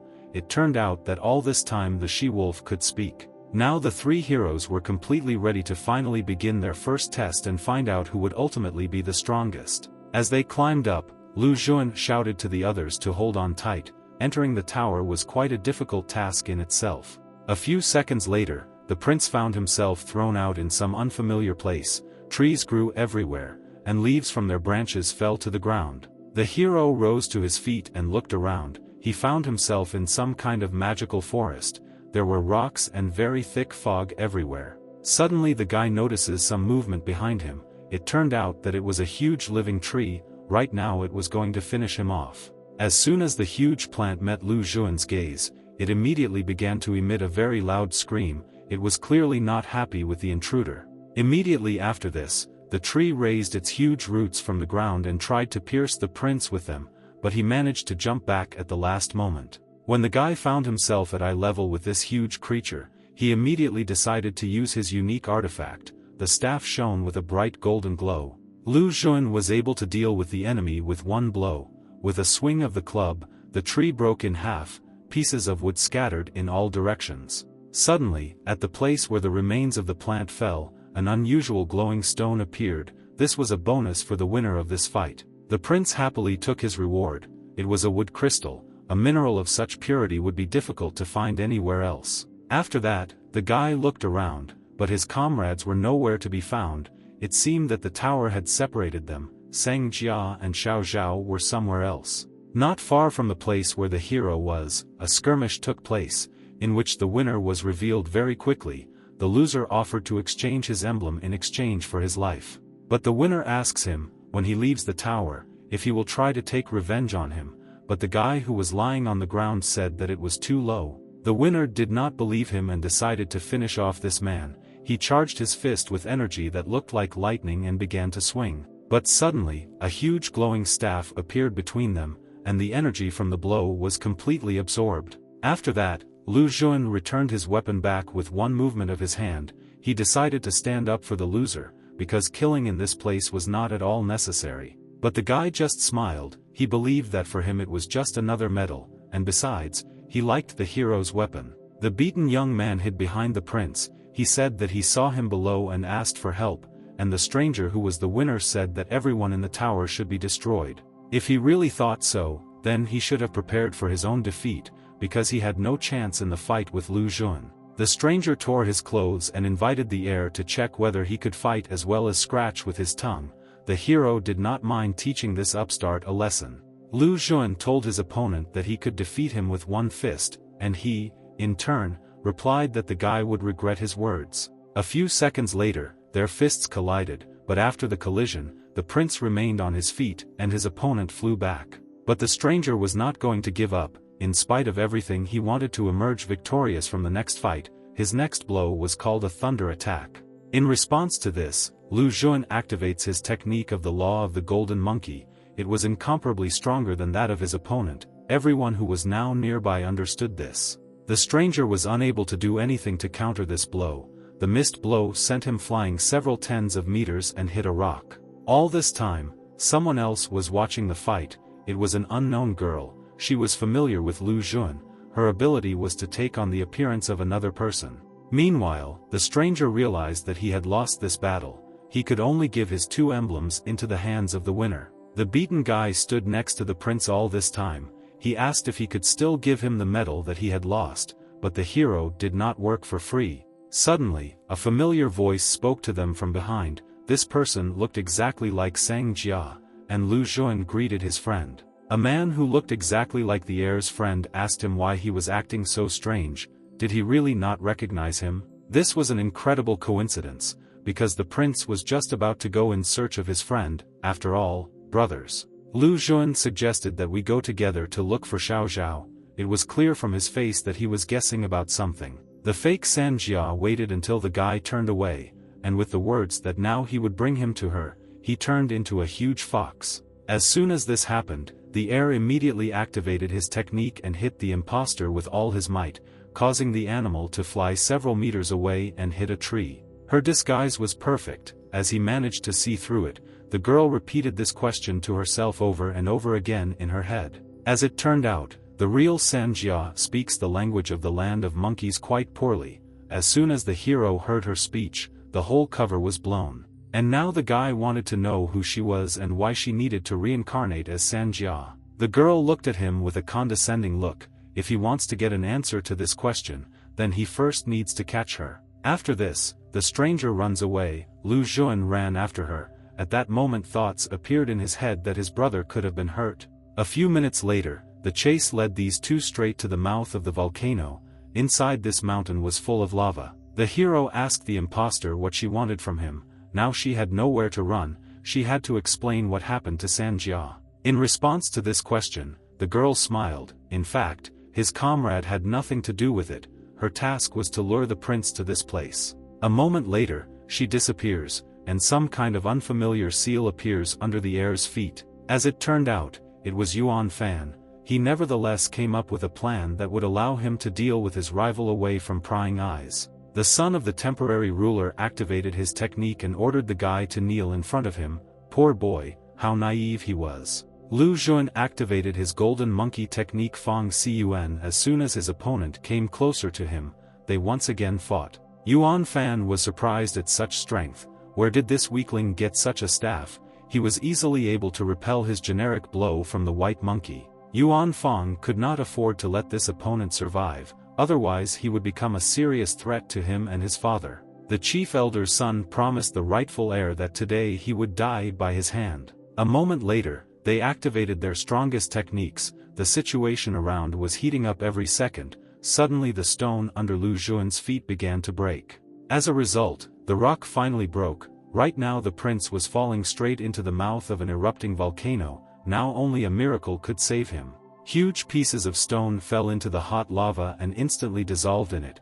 After a few seconds the guy could stay here forever. But luckily, a familiar water serpent appears out of nowhere, grabs him and pulls him straight from the clutches of death. Judging by the technique, it immediately became clear who came to his aid. San Jia was all right, but there was no time to rejoice because something bad had happened. For some reason, the spirit of the golden monkey Fong Cun began to go wild. He let out a loud howl and his energy scattered in different directions. Meanwhile, in another part of the forest, Xiao noticed that her moon talisman began to glow again. Her friends must be somewhere nearby. Suddenly she hears someone running from the forest towards her. It turned out to be Go Dahu. Right now he was running away from a huge stone golem and asking for help. The girl immediately recognized him. Because they were from the same region, they crossed paths several times in the fortress. Xiao easily dealt with the stone creature, after which she turned to the guy and reminded him how she told him to contact her when they were outside. Go Dahu thought for several minutes, but after that he still remembered that the girl ordered him to call her by name when they were in a foreign country. But there was no time to chat. The heroine's necklace suddenly lit up in a way that it had never glowed before. She realized that right at that moment something was happening in the crater of the volcano. Right now, on the top of the cliff, Yuan Fan was fighting against two opponents at once. He cut off the head of one of the water snakes and was furious with San Jia. How this trash dared to stop him from killing his main enemy. The son of the chief elder continued to attack without interruption. The prince's protector had a very difficult time. He could not hold out for so long. With the last of his strength he is trying to use his strongest protective spell. Just at this moment, his opponent decides to strike with a powerful blow, using all the remnants of his spiritual power. Sang Jia was in a very difficult situation, but fortunately a huge snow-white wolf came to his aid and dispelled Yuan Fan's technique. He couldn't believe his eyes who again dared to interfere in his fight, and San Jia immediately realized who saved his life. Xiao asked him if he was okay, but brother Lu Xun replies that his condition does not matter, because helping the heir was much more important. The prince was indeed in great danger. He continued to lie on a piece of stone, which was about to fall straight into the lava. The girl asks her friend to stay here and help her friend, and she herself will go downstairs and try to get the guy out. Go Dahu happily agrees to help. In such situations you could always rely on him. Xiao jumps down, and her acquaintance tells San Jia that he can rest and calmly watch how he beats the enemy's ass, but it seems that he knew how to talk much better than fight. When the girl went down to Lu Xun, she immediately noticed that he had Fong Cun's staff in his hands. She was finally able to find this ancient artifact. Things were bad. The spirit of the golden monkey was stealing the body of the young heir. If this continues, then everything could end very badly. Xiao touches her necklace and a bright blue glow begins to appear around her. She finally found the artifact she had been looking for many years, but he was tightly connected to her friend. Their essences were intertwined, and now the staff was draining the power from him. At this rate he could die. This glow meant that Xiao was trying to contact her older sister. In the end she succeeded. She told her relative that she wanted to save Lu Xun. A few seconds later the answer came. The sister agrees that the prince needs help. Fortunately he will be saved. Immediately after this, the girl's artifact began to shine even brighter. A ray of white light burst out of it and headed straight towards the body of the immobilized hero. This went on for some time, but in the end everything worked out and the prince was saved. The spirit of the golden monkey retreated for a while. When Lu Xun came to his senses, the first thing he saw was his girlfriend. He didn't remember anything from the recent events, so he was surprised. Her whole face was covered in sweat. It was noticeable that she was very tired. After she was convinced that her comrade had woken up, she immediately fell exhausted.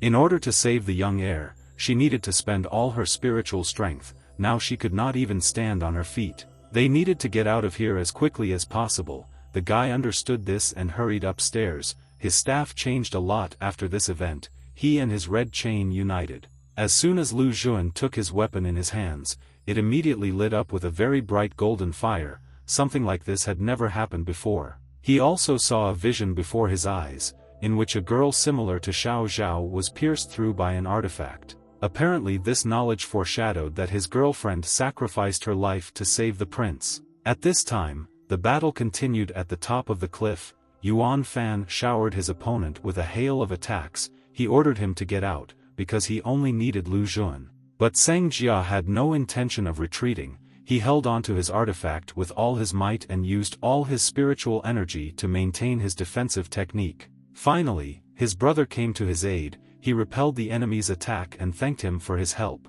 The heir to the throne of the land of monkeys asked his comrade to take care of Xiao, and he would deal with the rest himself. The chief elder's son wondered how this guy from the southern sea country could survive his attacks for so long. But in the end it didn't matter, because today he would deal with the heir and the monkey race would become his father. Lu Xun responded to this by saying that the monkey race is not some kind of prize. It cannot be won and it will never belong to these scoundrels. This was followed by a powerful blow, from which Yuan Fan flew several meters away. His strength was already running out, because he had been fighting for a long time. It didn't matter what level of divine fusion he was at, he still wasn't strong enough to fight the prince. But Yuan Fan found something to respond to such power. If this stage is not enough for him, then he will go further. His family has access to any medicine in this world. After the guy swallowed the magic pill, his spiritual power increased several times. He activated the last phase of his white monkey technique. The guy looked condescendingly at his enemy. Can his family really know how to increase their strength only through pills? How in this case can they lay claim to his father's throne? At this moment, the rivals prepared for the final skirmish. Both of them were at the limit of their capabilities and used the maximum of their spiritual energy. Yuan Fan put all the power he received into his special attack. It was a tsunami attack, and Lu Xun prepared to parry this blow. The next moment, a huge amount of water of very high density appeared from the blade that the son of the temporary ruler was holding in his hands, and it headed straight towards Lu Xun. But the hero easily repels even such a strong attack, and for this his opponent received serious injuries. Blood began to flow from his mouth. But Yuan Fan still remains on his feet. This battle has not yet been completed, while he still has at least a drop of strength left. As a result of the previous attack he ended up right next to Go Dahu. Fang Cun became incredibly strong after enhancement. Now heavenly fusion level enemies were no longer a problem. The guy from the north decides to take his chance and bites the villain's hand. Yuan Fan was shocked by what happened. He asked him how such an idiot dared to commit such a vile blow. The son of the temporary ruler recommends that Lu Xun consider himself lucky, because this time he was helped to avoid certain death, but next time he will not be saved. After this, the villain runs away, and Go Dahu boasts that just one of his bites was enough for even such a strong enemy to immediately run away. It was quite funny to watch, but no one wanted to argue with him and Lu Xun simply looked at him with a puzzled look. Finally, the heroes had time to rest a little. They needed to get some food. For this Seng Jia decided to catch fish. He was very good at fishing, but it seemed he was not destined to eat today, because everything that was cooked on the fire was immediately eaten by Go Dahu. Meanwhile, Lu Xun and her friend were nearby and talking about what happened. Xiao was bandaging the guy's wounds, and he sincerely thanked her for saving him then on the volcano. But she says that there is really no need to thank her. At this moment the necklace on the girl's neck continued to glow barely noticeably. According to Xiao, she is doing all this in order to find Fang Cun and correct the moon talisman inside her. The prince was shocked by what he just heard. Was his girlfriend really talking about that same lunar talisman, one of the 4 great artifacts? Only after this the guy noticed that his staff began to resonate more strongly when the girl was nearby. He wanted to thank her for his salvation and promised to help. Suddenly their conversation was interrupted by a plaintive cry for help. Someone was calling Xiao. it turned out to be Go Dahu. His face looked somehow strange. There really was something wrong with this guy. He ran to his comrades in tears and shouted that he had been poisoned. Go Dahu didn't even make it, but fell a few centimeters from his friends. The girl asked him what poison he was poisoned with, because his appearance was quite creepy. But then Sanjia also joined them. He had undercooked fish in his hands. Lu Xun immediately realized that this guy was simply poisoned by undercooked fish. Go Da felt awkward. He realized that he had behaved too emotionally. The young man apologized to his girlfriend. He could be understood. He thought that he was going to die. A few seconds later he felt the urge to go to the toilet. He should have quickly run away from some bushes. He had enough shame for today. Meanwhile, Lu Feng was winning one duel after another, and within a day of his participation in the tower trial, he had numerous tokens. After yet another fight, he wonders why such scum even came here, but suddenly someone snuck up on him from behind. Slowly, Yuan Fan came out of the darkness. He learned that the guy from the country of the divine crane was the enemy of his enemy. He offers him to make an agreement. But Lu Feng did not even want to listen to him. He was not interested in talking with the number 2 of the representatives of the monkey race. These words made the son of the Supreme Elder very angry. Yuan Fan continues to insist on his own and tells the crane that he knows the reason for his grudge against the prince. But the representative of the divine crane country didn't care. This information could not influence the situation in any way. He did not want to join forces with someone like him. Yuan Fan claims that he is not weak and would be able to kill the young heir if he fought one-on-one. But due to the fact that he had very strong allies, he failed. It would be beneficial for them to join forces. Suddenly Lu Feng agrees. But he had one very important condition. It was he who had to take the life of Lu Xun. The son of the Supreme Elder did not seem to mind at all. Meanwhile, in another part of the forest, the representative of the country of toads was thinking about how she could defeat her enemy named Jiang Man. She notices that this forest is full of good materials. If she can purify them, she will gain great power, after which she will be able to avenge her sister. Suddenly she hears some hissing behind her. When the girl turned around, she saw that a poisonous red snake was falling on top of her. Yun Wu, with a deft and quick movement, took out a dagger from her belt and cut the animals in half, after which someone called her. This was a representative of the Black Python race. It was he who killed her sister several years ago. He praises the girl and says that her skills have grown since their last meeting.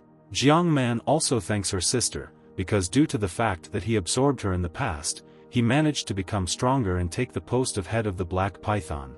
Yun Wu was furious after hearing what she heard. She had been losing to this man all the time, but today the girl promised to kill him with her dagger. The representative of the snakes was only happy, because the food itself was coming to him. I wonder how much stronger he will become when he eats it too. But suddenly the representative of the country of toads disappeared right before his eyes. Not a trace remained of her. Jiang Man was very surprised. He had never seen such a technique before. He should be careful, because his rival could now be right behind him. It all happened exactly like this. The girl jumped on top of her enemy. She was going to finish him off with one precise blow of her dagger. But the head of the snake clan was ready for this. He reacted instantly and managed to deliver his blow faster. Because of this Yun Wu received a serious injury. Blood began to flow from her mouth.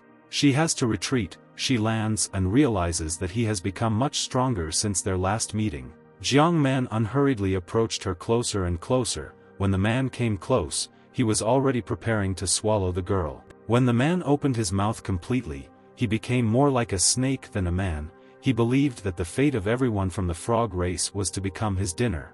Yun Wu found herself in a critical situation. She needed to do something urgently. She had no other choice. She would have to use the last trump card in her sleeve. A huge snake was about to swallow her, but at the very last moment a water snake saves her and throws the villain away from the girl. The representative of the country of toads was very frightened. She did not immediately understand what had happened. Only after a few seconds she realized that Sanjia had saved her. She looked at him with tears in her eyes, and one could see great gratitude in her gaze. But Jiang Man was not going to give in. He finally takes the form of a snake and says that he is lucky today, because he will be able to absorb 2 young talents at once. The man thought that eating a guy from the South Seas would be much cooler than this pathetic frog. But this fight ended quite quickly. many water snakes did not give the python a break and bit at the first opportunity. Jiang Man could no longer resist and decides to run away. As soon as the battle ended, Go Dahu immediately arrived. He asked not to thank him, because it was thanks to the fact that he went to look for a cure that they were able to find a girl from the country of toads. Yunwu approached her savior and told him her name, and she also asked if he remembered their previous meeting. Meanwhile, some important guest arrived in the Cloud City. The soldiers accompanying him asked all the people around to make way. This was the second prince of the Western Lion Factory race, Goldie's younger brother. His name was Jing Xiao, and he had the same bright red hair. The guy was interested in some stone with hieroglyphs. He began to look at it carefully, and at that time his assistants were discussing the fact that they had not been able to find the Wolf Queen for several months.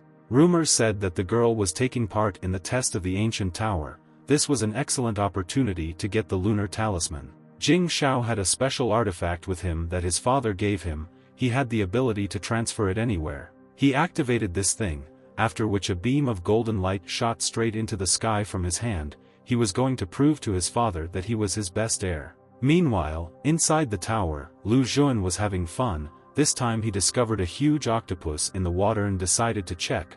Perhaps for his victory they would give him another crystal. The hero climbed onto his head and hit him with all his strength with his staff, and indeed, a blue gem appeared from the wound that formed on the animal. Xiao Zhao admired the speed of her friend. She is sure that he can become an excellent king, but the guy replies that his goal is even higher than the throne of the king of the monkey country. He is going to become an emperor. After this, his girlfriend became sad. She knows that being an emperor is very difficult, because when her sister was an empress, she had to go through a lot, and she was too weak to help. The heir tried to somehow cheer up the girl. He says that she is very strong, and now she should absorb this water crystal. He will make sure that no one bothers her. This makes Xiao Zhao smile. She immediately began to meditate. The unusual blue stone levitated in her hands. At that moment she absorbed its spiritual power. Xiao Zhao quickly recovered. The main thing was that no one would distract her, but suddenly someone appeared from the water behind the guy. It turned out to be Buku. He emerged from the water and asked if the two were really having a secret date. In response to this, the heroes were embarrassed and ordered the Kuman to talk less, but the representative of the White Tiger race did not understand why he should stop talking. Soon the rest of the guys came to them. Yunwu really liked Buku's shiny bald head. Now all 6 of them gathered together. Suddenly, their calm conversation was interrupted by thunder coming from above. Right at that moment, a whirlwind formed in the sky above them. A second later, lightning struck the ground from its center. At the point where the lightning struck, a huge root began to sprout very quickly. Because of this, all the soil under the hero's feet began to crumble. In just a minute, a giant tree grew right on the rock, its branches growing hundreds of meters in all directions. As a result, Lu Xun remained on a piece of stone that was held by tree branches. He tried to find his friends, but at one moment someone's voice turned to him. And it was Jing Xiao. He trapped Xiao Zhao, and pushed the guy straight down from the cliff. The girl tried to grab her friend but she didn't succeed. Falling down, the prince shouted to his friend to stay strong. He would definitely come back for her soon. As a result of the fall, the heir found himself at the very foot of the tree. He had a long way to go up the roots, but he would definitely find the offender. The guy climbed higher and higher, and at some point he discovered that precious stones and gold had formed on the tree. My father once mentioned about the legendary myriad tree that grows in the endless world. Could this tree be it? But then why did it turn to stone? The guy in golden armor came through the hole in the sky. Since it was still open, then they were still above. Lu Xun had to hurry up and save the girl. But suddenly he is attacked by the tail of a huge snake. The hero had to jump to the side to avoid injury. He immediately picked up his weapon and asked who was there, but the snake did not answer him. She only monologued that thanks to high-quality ingredients, she managed to obtain her true form. It was Jiang Man, but the hero did not have time to mess with him. He says that he needs to save his friend, but the snake tells him that he should save himself first. Lu Xun is trying to get away from this fight, because Xiao Zhao is in trouble. He had no time to bother with this idiot. Now time was worth its weight in gold. He continues to run away, and at some point someone's strong blow landed directly on the snake's head, causing it to give up trying to eat the prince. The attack was indeed very successful. the head of the Python clan had a wound on his forehead from which blood was oozing. This blow was dealt by Yunwu. She climbed down the branches and intended to once again try to take revenge on her main enemy. The girl will take it upon herself, because she and Jiang Man had one unfinished business left. This concerned only the two of them. Lu Xun thanked his friend and wished her good luck in this fight, after which he hurried to help Xiao Zhao. All this time, the girl was at the very top of a huge tree. She was placed in a golden cage and carefully guarded. Jing Xiao pointed a spear at her and ordered her to give him the moon talisman. This artifact was indeed very important. But the heroine refuses. She will never give up such an important thing to her to this idiot. In response to this, the second prince of the Golden Lion race said that he would only leave here when the sand stopped flowing in this clock, so they had plenty of time. Meanwhile, downstairs, another fight was brewing between a girl from the country of the Red Toad and her worst enemy from the country of the Black Python. Yunwu took out her dagger and rushed to the attack. She wanted to end everything here and now, the only way she could restore her sister's honor. Jiang Man laughed, because revenge seemed to him a very funny reason for a fight. He devoured a lot of people from the Red Toad race. The girl was going to take revenge for all her people.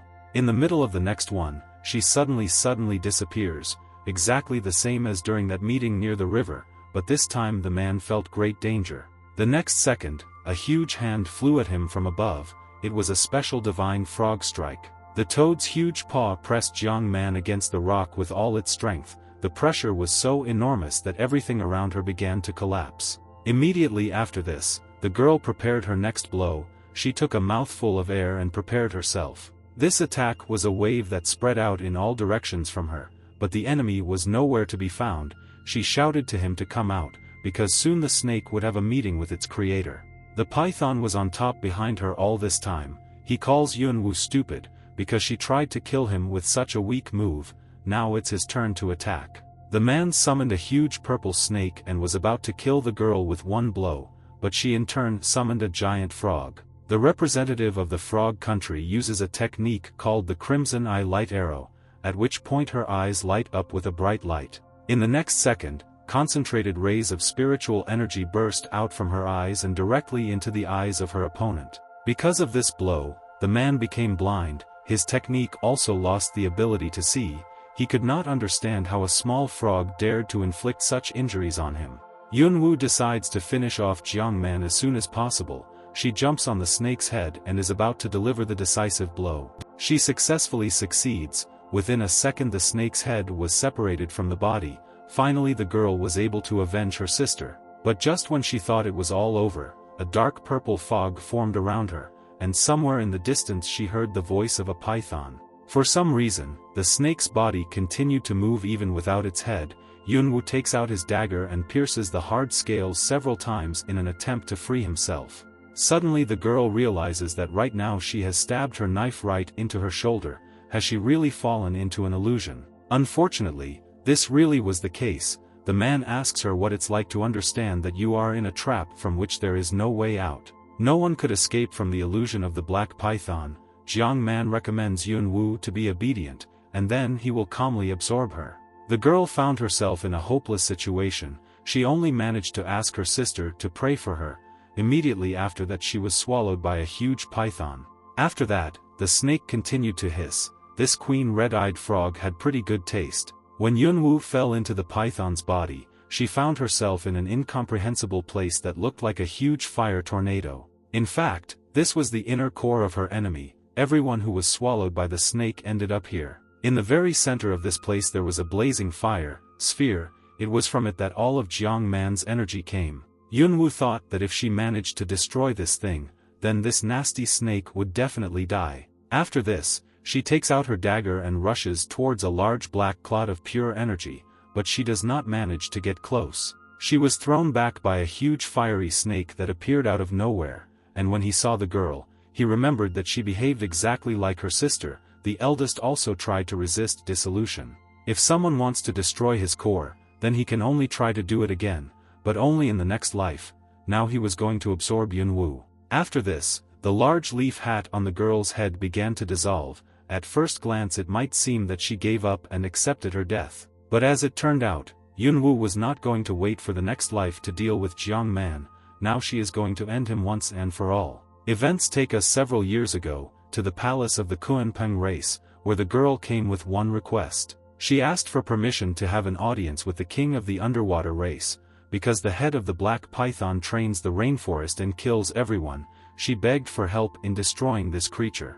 As a result, San Jia came out to her and handed her a small box. It contained a special pearl. It was capable of pacifying the energy of the python race. But we must remember that in order to own this pearl, its owner must be very strong in spirit and body. The girl sincerely thanked the prince of the underwater race. Now she had a way to defeat her sister's killer. San Jia wished her good luck. It was this thing that Yunwu was about to use now. In her hands, it took on the appearance of a large drop of water. Suddenly, a huge phoenix formed under her, which consisted entirely of water. Thanks to him she was able to fly high up. The fire snake immediately understood what this thing was, how this treasure of the underwater race could get to this worthless toad. Jiang Man was no longer destined to know this. Today was the day when he would go to his creator. The princess of the land of toads, sitting on a huge bird, has finally finished preparing for the most important blow in her life. After a few moments, the pearl flies out into the core of energy with enormous force. Because of this attack, it shattered into pieces, and the huge snake simply evaporated. Not a trace remained of it. Yunwu fell to her knees and cried. She thought about whether her sister was watching this battle. She finally managed to restore justice. At this time, Lu Jun continued to climb up the petrified tree. Right now he was surrounded by unusual spider-like creatures. Suddenly he heard cries for help. It seemed like someone was in trouble. The guy immediately rushed to the place where the voice came from. Rising a little higher, the hero notices that someone managed to get into a giant web. It turned out to be Buku. He was completely covered in cobwebs and asked for at least someone to help him. The prince asked him how he managed to get stuck here. When the guy heard his friend's voice, he was immediately very happy. This was due to the fact that the web was even in front of his eyes, which is why he did not see anything. A swarm of creepy spiders appeared out of nowhere. He was rolled into a web and he could not escape. Lu Jun told him not to move. Now he will free him. With one deft movement of his staff, the guy cuts the huge web and frees his comrade. Buku thanked his savior. He is terribly afraid of spiders, and the heir tells him that their friend was kidnapped by a guy in golden armor. But the guy from the north was more interested in spiders. Right now one of them fell on his head. Because of this he was very scared and grabbed onto Lu Jun. The prince tells his companion that he has just killed all the spiders in the area, so he should not be afraid of them. These creatures were unusual spiders. Their body consisted of a unique material. The guy had seen something like this for the first time. Suddenly he notices that the same creatures are approaching them from all sides. There were a lot of them and it was strange, because the heir had just killed a bunch of the same ones. These spiders were everywhere. There were a huge number of them on every branch. Buku asked his friend how it happened that he killed everyone around him, and now they appeared again in even larger numbers. Suddenly all these creatures gathered in one huge pile, and a few seconds later a man landed there. He was a bald man with a flute in his hands. He had a lot of piercings in his ears. He advises the guys to be on guard, because the enemy is always advancing. As it turned out, the guy from the north knew this man. According to him, they had not seen each other recently. The man with the spiders asks if he liked the spiders, because he carefully prepared them. In fact, it was Buku's older brother. The younger brother asked him why he had been missing for so long, and how he managed to control these creatures. The man replied that this question was useless, because he became what he is now only thanks to himself. After this, the elder brother begins to play his flute. From this melody all the spiders around began to gather together. As a result, these creatures come together and form a flower, on which the man sat and continued to play his instrument. As a result, a bunch of spiders turned into a huge white tiger. This was a unique technique that the man developed on his own. Lu Jun was already ready for a fight, but at the last moment Buku stops him and says that he shouldn't get involved. It was their brotherly showdown. Immediately after this, the northern guy activates his white northern tiger technique to confront his older brother. The prince realized that they could cope here without him, and he had better hurry to his girlfriend. Finally, he asks his friend to be careful. Well, in the end, there were only two of them left again. The man wanted to see how his younger brother had grown over the 3 years they had not seen each other. Events take us back in time. namely to the main continent of beasts, the western wasteland of the snowy mountain. Once upon a time, it was here that two brothers passed one special test. Right now they were walking along a huge iron chain in yours. Suddenly the older brother slipped and fell down. The ice that formed on the iron was to blame. Only by miracle did the younger one manage to reach out at the last moment and save his relative from imminent death. The older brother asked him not to let go of his hand under any circumstances, and the younger brother tried with all the strength he had to pull his brother up. Fortunately, he succeeds. The brothers decided to take a little breath and stopped. They were both very scared. Buku noticed that they were already almost at the finish line. Who would have thought that they could go all the way and stay alive? Their master said that this test would decide who would become the next master. He asked the elder brother if the master would be nervous when he saw them both. But he, in turn, said that he intended to finish alone. Only one could win this test. He hit his younger brother from behind, causing Buku to fall off the iron chain and fly straight into the abyss. His relative stood above and watched this with a smile. He believed that now the White Tiger Palace belonged to him. After some time, the scoundrel rises to the very top of the mountain. The elders were already waiting for him here. He asks the master if he can already announce the result. But the time allotted for the test had not yet expired. They should not have rushed. The incense was still smoldering. Suddenly one of the elders asked why Buku was so late. His elder brother with a grin on his face told them that most likely he would not appear at all. Suddenly everyone notices a hand that grabbed the top of the mountain. The scoundrel couldn't believe his eyes. There was no way his younger brother could survive. But it was really him. By some miracle this guy managed to survive the fall from a great height. The chief elder asked Buku what happened to him, because from the guy's appearance it was clear that he had been in a difficult situation. The time allotted for testing had just ended before the younger brother climbed up. He looked at his older brother, but he simply looked away. Buku lied to the elder that he simply stumbled and fell down. He completely blamed himself for what happened. His older brother said that this was a very bad result, because due to his mistake he did not manage to complete the assigned task on time. Soon both brothers returned to the fortress. The chief elder gathered everyone to announce the results of the test and appoint the next palace master. The elder was completely confident of his victory, but suddenly the old man names Buku as the next master of this fortress. His brother was furious at what he heard. He immediately activated his technique and was ready to tear everyone present into pieces. Due to the incredible amount of anger, his technique changed its color from bright white to almost black, and its owner was spinning only one thought in his head: why he lost. Events take us back to the ancient tower. The villain decides that if he kills his younger brother here, the White Tiger Palace will become his property. But Buku was not going to lose to his traitor brother. He activates his flaming white tiger technique. But this blow did absolutely no damage to the tiger, which consisted of many beetles. This material was indeed very unusual. This beast was bestowed upon the man by His Majesty of the Golden Lion race. It was made from the black metal of the 9 heavens. The white tiger's techniques could not compare to it. Buku could not believe that his brother betrayed the White Tiger Palace and joined the enemies, but he replies that the White Tiger did not need him, but the Lion clan appreciated his abilities. The younger brother reminds that the Golden Lion race has been oppressing them for many years.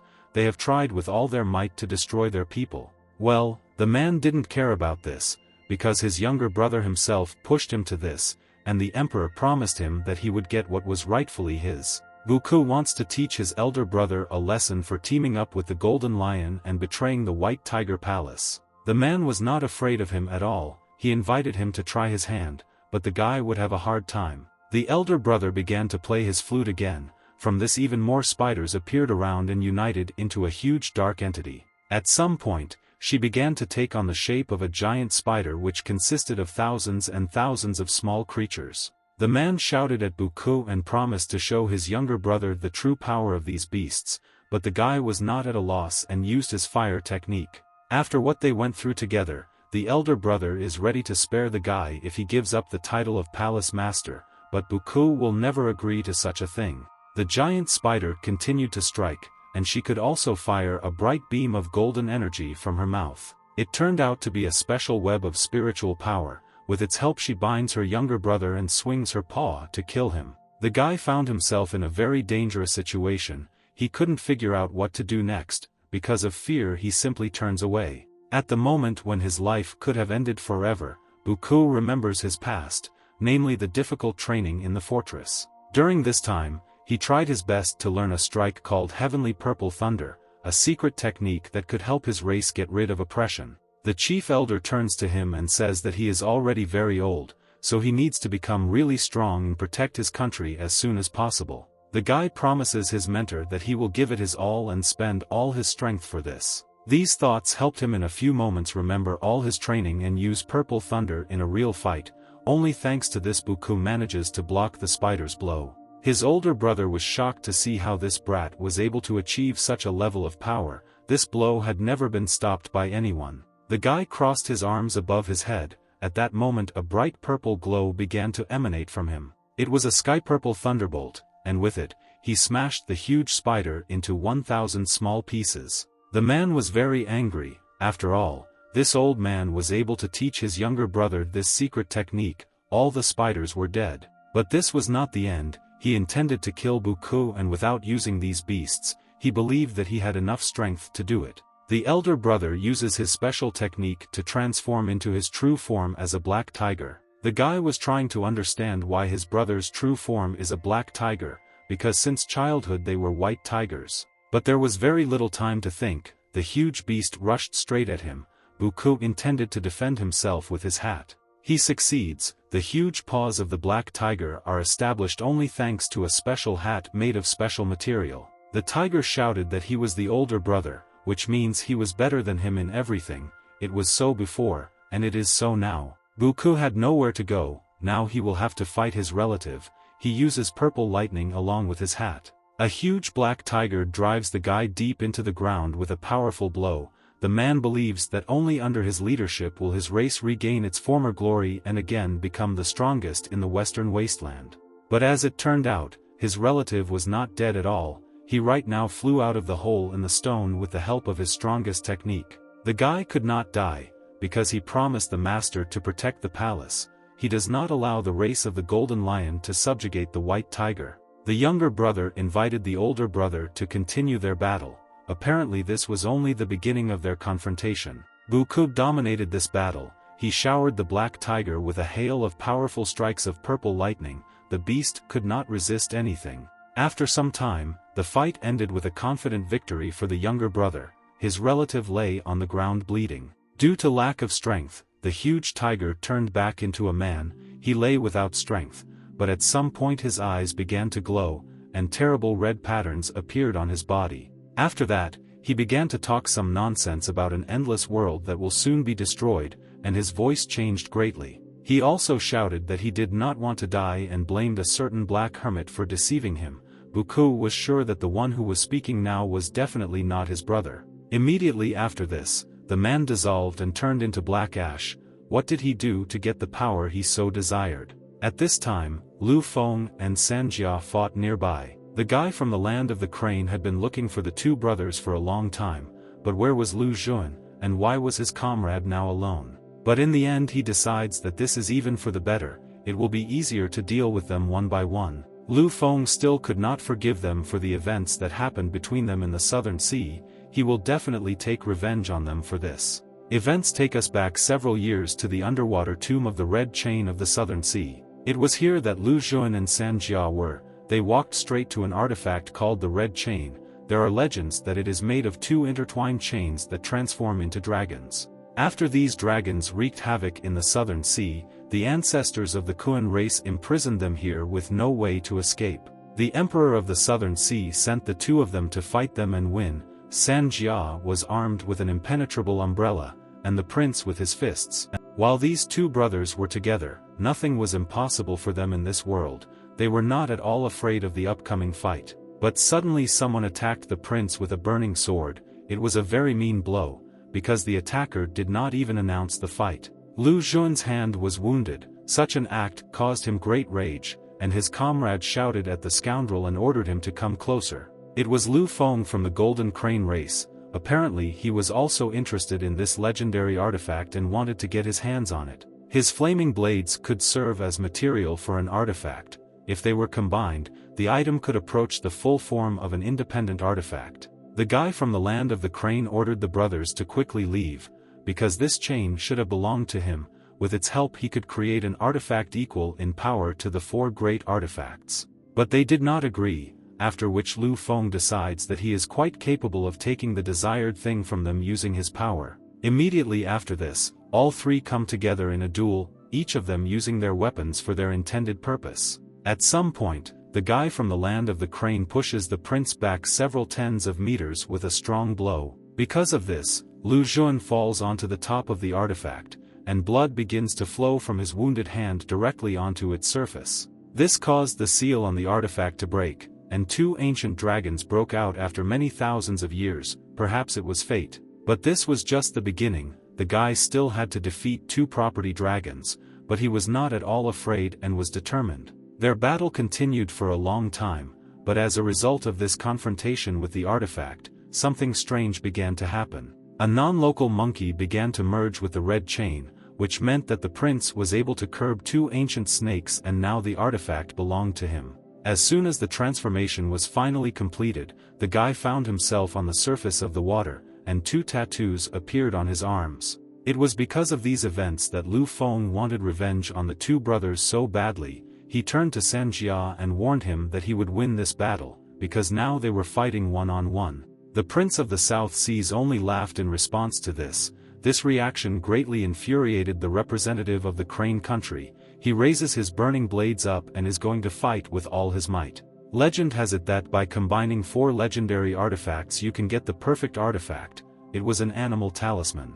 Once upon a time, because of Sanjia, he was unable to get the red chain and combine it with his blades, but the result could have been an artifact no worse than this umbrella. The prince of the country of the southern sea replied that all this talk was just his ridiculous dreams that were never destined to come true. Lu Feng was enraged by what he heard. He curses Sanjia and accuses him of relying only on his background and his umbrella in battle. But today he will force him to say goodbye to his umbrella. He will take it away by force and use it to create the most powerful artifact on Earth. But his opponent was not going to just give up what he rightfully got.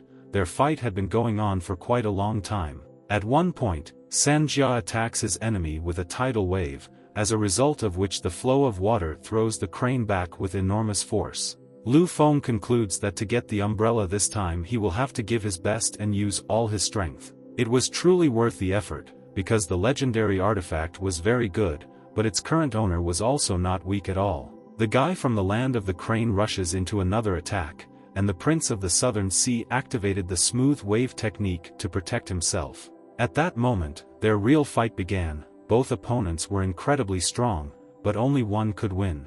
At one point, after another attack from Lu Feng, his opponent fell to the ground and dropped his artifact and weapon from his hands onto the cold stone. Sanjia lay and did not move. Most likely he was now unconscious. It was not clear whether the guy would be able to continue the fight. The crane looked down on him and asked if this is all that the Kuan race is capable of. They have occupied this throne for too long. He proclaims that from now on his race of divine crane will rule the surface of the southern sea. Lu Feng believed that he had already won this fight, because his opponent was lying on the ground and could not continue to fight, but suddenly the Prince of the Southern Seas grabbed his chest. His hand clenched tighter and sweat appeared on his face. Soon he began to growl like a wild animal. After a few seconds, the guy transformed. His appearance changed greatly. Instead of his eyes he had 2 burning red lights. The crane completely forgot that representatives of the Kuan race could not stay on the surface for a long time without a special umbrella. He orders Sanjia to stop, but he didn't even seem to hear him. The Prince of the South Sea began to fight much more aggressively. He created many huge water dragons and attacked his enemy tirelessly. Lu Feng barely had time to fend off the guy's countless blows, but just now he was lying on the ground and could not move. A few minutes later, Sanjia screamed with all his might and used the secret technique of summoning the water hydra. This blow turned out to be even more powerful than the previous ones. The crane was unable to react in time and a huge stream of water carried him several meters back, and the owner of this technique, meanwhile, took his artifact into his hands. The guy from the country of the crane began to smile. He was looking forward to a good battle, and was going to blow off the head of this hydra in no time. After this, he rose to his feet and eagerly awaited the continuation of this exciting battle, and the Prince of the South Sea was already preparing the next attack. As soon as he clenched his palm into a fist, many water dragons behind him rushed towards one point in an instant. The water snakes merged together and formed a huge predatory fish. It was the result of combining a huge amount of spiritual energy. Lu Feng was not afraid even at the sight of such a monster. He was determined to win this battle, the only way he could regain his honor and become stronger. But no matter how hard the crane tried, its power level was too low to resist the prince from the South Sea and his legendary artifact. He receives severe injuries and regretfully realizes that he most likely already lost this fight. This was a great disappointment, because he lost without even fighting Lu Jun. San Jia was not going to stop for a second. He saw his opponent lying on the ground and was determined to finish him off. Just at this time, Yunwu arrived here. She noticed that her old acquaintance looked and behaved very strangely. As soon as the Prince of the Southern Sea noticed the girl from the land of the toad, he immediately rushed at her screaming for murder. Lu Feng tried to stop him and shouted that the enemy was actually in another place. He had no need to chase the girl. Yunwu remembers the prediction she heard in the underwater city. It said that the pearl was somehow connected with Sangjia. She was obliged to test him and try to stop her friend's madness. She points the pearl directly in his direction. And it really helped. The guy comes to his senses and even recognizes his old friend. He began to look normal again. A friend told him that on the way here she met Lu Jun. Right now he was going to the top of the tree to save Xiao Zhao. San Jia decides that they need to go after him. Lu Feng, continuing to lie on the cold stone, expressed a desire to continue their duel, but the Prince of the Southern Sea refused this. Finally, the hero had almost reached the very top of the huge stone tree. His girlfriend only had to endure just a little bit. Suddenly, at the very top, a familiar voice addressed him and asked if Lu Feng had not followed him on the way here. It turned out to be Yuan Fan. It turned out that he had been sitting in this place for a very long time, waiting for the prince. The chief elder's son gets to his feet and says that he shouldn't have relied on that crane. It looks like he'll have to do everything himself again. Lu Jun understood that this whole thing was leading to a fight. Because of this he warns his enemy that this time he will not hold back like that time at the volcano. Yuan Fan asked the hero whether he knew that at the top of the tree there was the second principle of lions. His strength was at the third level of supreme disasters, but the heir did not care who stood in front of him. The elder son laughed in response to this. He did not want his prey to go to someone else and finally offers to fight in full force. To do this, he took out a huge sword from its scabbard. Now Lu Jun had to experience firsthand the full power of the legendary sword of the wild boar race. The swings of this sword spawned huge and furious wild boars, but the heir was not at all afraid, but only reminded Yuan Fan that he still belonged to the monkey race. The guy destroyed this technique with one swing of his staff. Purple spiritual energy scattered in all directions. The legendary wild boar sword was not some kind of toy. The elder son intended to demonstrate all its power and strength. Lu Jun wanted to quickly deal with this idiot and go upstairs, so he himself takes the initiative and attacks first. Every minute counted. The guy released the maximum of his spiritual energy and activated his strongest technique of the Golden Monkey Law. Immediately after this, he uses the power of twin dragons. With this he summons a fire and a dark hornless dragon. Yuan Fan manages to activate the mountain demon's shield at the last moment and blocks these attacks. The spectacle was incredible. He used boar tricks again. What else did he keep in his reserve of techniques that were stolen from other countries? In response to the twin dragons, the elder son summons a technique called 10,000 boar charge. A huge number of furious animals appear on the battlefield. There were really a lot of them. In order to evade this attack, Lu Jun had to act very carefully and quickly. He hardly had time to fight off all of them at once. The Boar Emperor independently taught him this technique. Yuan Fan recommends that the hero not worry, because there are still 10,000 of them there. They will easily crush him. The young heir accuses him of betrayal and entering into cooperation with a hostile country, and his rival says that now he is finished. 3 years ago his father was able to save her, but now there was nowhere to wait for help. Lu Jun only now realized that that incident was the work of their hands. He asks why they did this. In response to this, Yuan Fan says that they were never friends, and today he must die. The next moment, the hero jumps on one of the boars, and his fire dragon is wound around his neck. thus he was able to subjugate the spirit of the boar. After that, he asked his rival again who was supposed to die there today. The elder's son was shocked by what he saw. The battle continued further. The prince now fought on the back of a huge boar, and his opponent continued to summon an endless number of wild animals thanks to his sword. Yuan Fang's next step was to use the demon mountain blade technique. Lu Xun responded with a writhing dragon of protection. The dragon was stronger and easily destroyed the dark purple shockwave. The prince clearly dominated this fight. After that, he raised his staff up and used the art of peace with the golden scales twirling dragon. This blow was very fast. The elder's son did not have time to react to it. From the injury he received, he flew several meters away and began to bleed from his mouth. He fell to the ground, and the hero walked up to him and pointed his staff right at him. Even with the help of the pig he could not defeat him. Well, the fight was not over yet. The opponent had the last trump card up his sleeve. He takes out a bottle with some kind of medicine from a secret pocket. He swallows a whole can at once, because at that moment he needed absolutely all the strength he could get. The guy clearly overdid it with these pills. Because of this amount, his body began to grow and reach enormous sizes. He was covered from head to toe with the legendary armor of wild boars. The emperor of the country of boars gave him not only a sword, this armor was an artifact that not everyone can control. After this medicine, Yuan Fan was able to break through to the third level of supreme tribulations. Now he was several levels higher than the prince. The elder's son offers to fight for real, because now they both had special artifacts with them. Lu Xun carries out a quick attack from the fire dragon, but the armor absorbs absolutely all the damage. His opponent said that even if he fights with all his might, this armor will protect him from any blow. But the hero had no chance of losing, because the life of his dear friend also depended on his life. He was obliged to win this battle. Somewhere there, at the top of a huge tree, Xiao was waiting for him. Jing Xiao said that time is almost running out. He will soon be forced to leave this place. Is the girl still unwilling to give him the moon talisman in an amicable way? The princess of the country of the northern wolf refused to fulfill his conditions.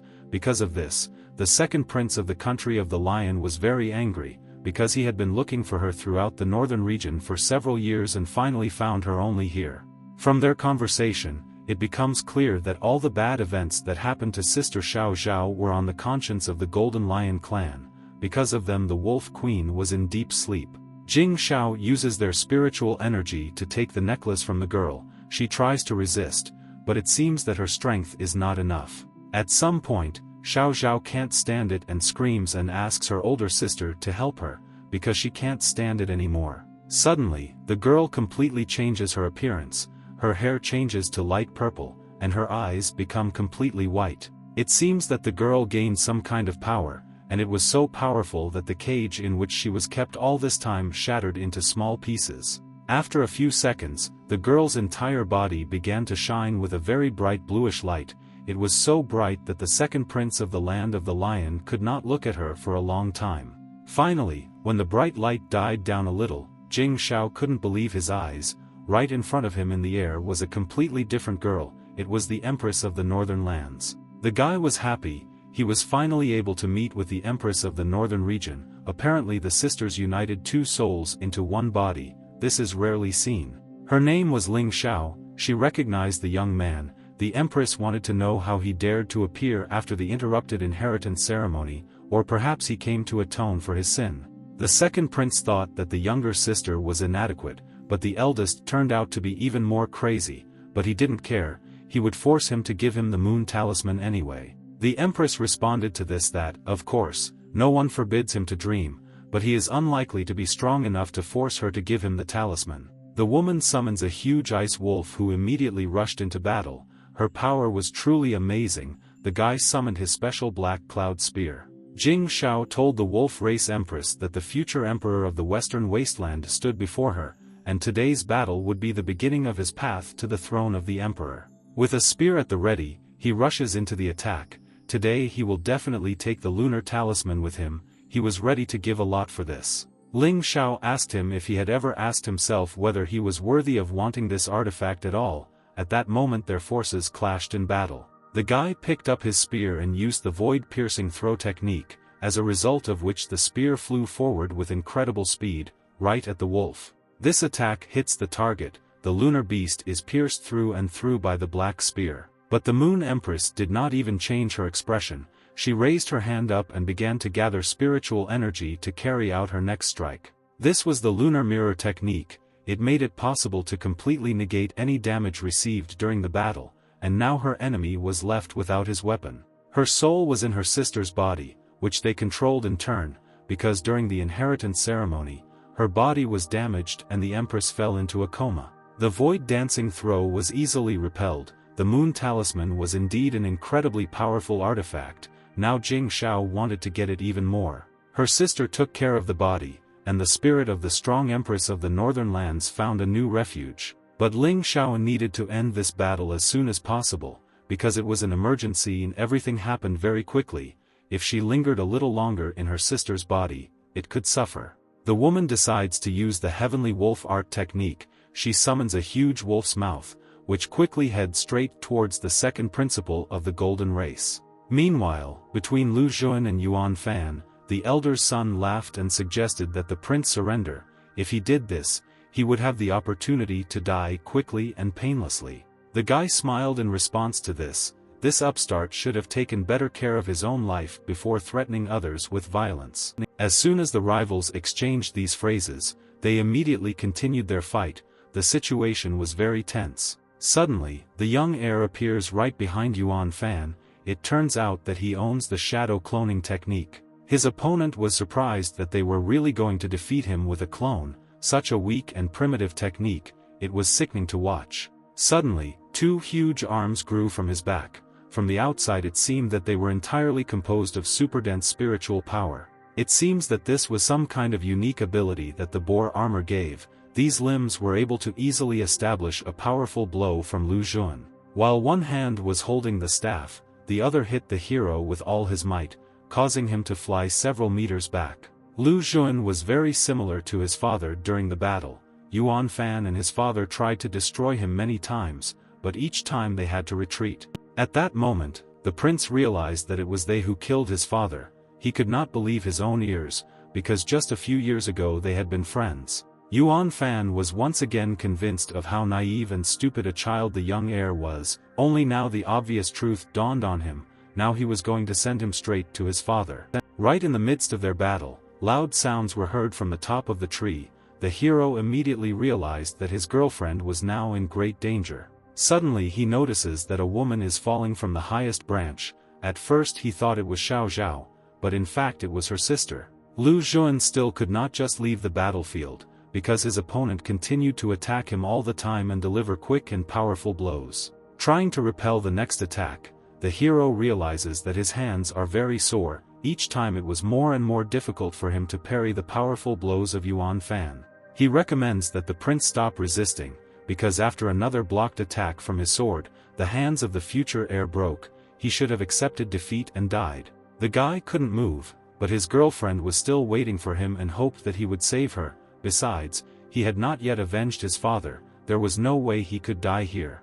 A second later, he screamed loudly. At that moment spiritual energy began to scatter from his body in huge quantities in all directions, and the blast wave sent his opponent flying several meters away. The source of this power was his staff. The spirit of the golden monkey poured its spiritual energy into the hero's body. Because of this it was completely restored. Even broken arms healed in a second. But it didn't end just with the treatment. The power stopped more and more powerful with every second. Fang Xiyuan's spirit evolved. He was about to make a breakthrough in his abilities.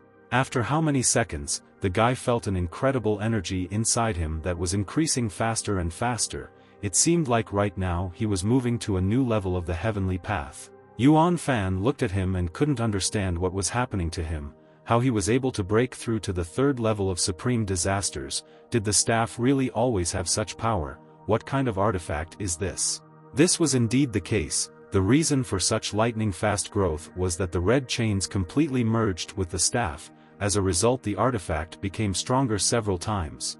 The son of the Supreme Elder understood that if he did not kill his enemy now, he would move to a level of power unattainable for him and then everything would be lost. But Lu Xun also made a transition to a new level. His weapon became incredibly strong. Even if now the emperor of the country Cabanova himself comes out against him, he will be able to fight with him. Yuan Fan couldn't believe what he saw before his eyes now. His enemy was holding one of the legendary artifacts in his hands. It was simply impossible. The staff in the prince's hands began to burn with an incredibly strong and bright flame, and two ancient dragons intertwined in a spiral right around him. This weapon increased in size several times, but the guy could still wield it with ease. He swings with all his might and throws away the elder's son with one blow. This power was incredible. Yuan Fan felt it on his own skin. It really was the legendary artifact of Feng Ciyuan. He decided that he must defeat the prince and take it for himself. The prince felt very funny at what he heard. He was very interested to see how this weakling was going to take his weapon away from him. The hero began to create many clones, which lined up in a circle and surrounded the enemy. Now he had nowhere to run. But the elder's son was not at all confused. He was absolutely not afraid of these pathetic clones, and besides, apparently his opponent only knew how to endlessly clone himself. The copies of Lu Xun rushed to attack Yuan Fan altogether, but thanks to his armor, he could easily fight off a huge number of opponents. In this he was greatly helped by the additional arms that grew from his back. This armor was indeed a very formidable weapon, but at some point the guy notices that he killed all the attackers, but there was no real one among them. Were they all just dummies? Suddenly he heard a voice to the side. It was Lu Xun. He managed to sneak up from behind unnoticed. Now he was about to carry out his special attack. In his hands was a huge stone table. It was a technique called the Strike of Heaven and Earth.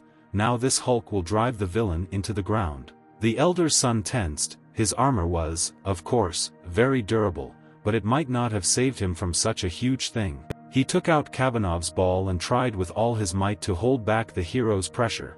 He managed to resist with great difficulty. At some point, the armor cannot withstand such pressure and begins to crack into small pieces. As a result, they completely crumble and turn into a pile of useless iron, and their former owner begins to scream in fear, because this was his only chance of victory. The blow of heaven and earth still finds its target. From such a strong blow Yuan Fan falls deep into the ground. He hardly can continue the fight. The guy had a hard time getting to the top. Even though he lost, he still had to thank fate that he was able to survive after this. Lu Xun asked the loser if he thought that things could turn out like this after he and his father killed the king. In response, Yuan Fan says that winners are not judged, and their family had no choice anyway. Sometimes you have to do what you need, not what you want. The king's family was predetermined by the Boar Emperor. He is the strongest emperor of the continent. He blackmailed them. If they did not fix themselves, the entire monkey race would be destroyed. The prince asked again why they didn't do anything to protect the race, but simply followed the lead of the enemy. According to the guy, the Boar Emperor was incredibly strong. They had no choice. The hero says that if the elder's son wants to save his own skin and the skin of his father, then they will have to repent of what they have done and admit their mistakes. In response to this the guy nodded approvingly. But as soon as Lu Xun turned away, Yuan Fan said that it would still be better for him to die. Immediately after that the scoundrel throws a crystal demonic arrow right at the guy's back. The prince easily repelled this vile attack. He was very upset, because his former friend did not appreciate the chance at life that he was given. The hero deals a fatal blow to his enemy. Right at that moment Guyu Jiao came running to them. She could not believe that the guy could kill the elder's son. Yuan Fan was finally finished. Now Lu Xun could finally go to the very top of the tree and save his friend. There, the battle between Ling Xiao and Jing Xiao was still ongoing. The guy continued to throw spears, and the Empress attacked him with her moon wolf. The damage to the body is at its limit. It can no longer withstand the soul in the elder sister. She should have quickly given control over it to Xiao Zhao. The guy at that moment was thinking that if their race could get the lunar talisman, then by combining it with the seal of horror they would receive an artifact of incredible power. He turns to the Empress and says that it is a pity, because she does not have a single chance to see what will soon happen here. Ling Xiao answered that as long as she is here, then let his father not even dream of such an outcome. It was becoming more and more difficult for the Empress to repel the attacks of the second prince. This body did not allow her to use her spiritual power normally. This duel had to be ended as quickly as possible. Jing Xiao claims that his father is the strongest of the four emperors, and she was injured at the ceremony and now will never be able to compete with his father again. They continued to argue, each trying to prove that it was his plan that was destined to come true today at the top of this tree. At some point, the Empress realizes that her time in this body is up. In a few minutes it will go back under the control of her younger sister. After another spear strike, Ling Xiao's ice protection scattered into small pieces. It seemed as if she was about to be pierced through by the tip, but at the very last moment, Lu Xun came to her aid. He used the power of his artifact and threw the enemy away from the Empress. Jing Xiao was furious at what had happened. He was very interested in looking at the fool who dared to interfere in his duel. The second prince once asked the lion who he was. The guy replied that he was Lu Xun, the only legitimate heir to the throne of the country of monkeys. Jing Xiao asked if that idiot Yuan Fan had lost, but it didn't matter. He ordered the hero to move away and not interfere with him. But the prince was not going to go anywhere. It didn't matter to him who was standing in front of him. If someone offended his friends, then he needed to be taught a good lesson. He stood between the second prince of the lion race and the Empress and stuck his glowing staff into the ground. He would protect his loved ones no matter what. Because of this, the floor under Jing Xiao's feet collapsed and he flew down, but the guy did not appreciate the abilities of his new opponent. He saw strength that was even worse. Immediately after this, the Empress addressed the prince. First of all, she reminded the guy of manners, and asked him to call her Your Highness, and Lu Xun asked Your Highness if she was really senior sister Xiao Zhao. Ling Xiao said that she would soon fall asleep, and since her younger sister trusts the hero, he should keep the lunar talisman for a while. This was the order. This information gave the prince a bunch of questions, but unfortunately the Empress did not have time to answer them. As soon as she finished speaking, her eyes immediately began to glow with a bright light, and after a few seconds, Xiao Zhao regained control of her body.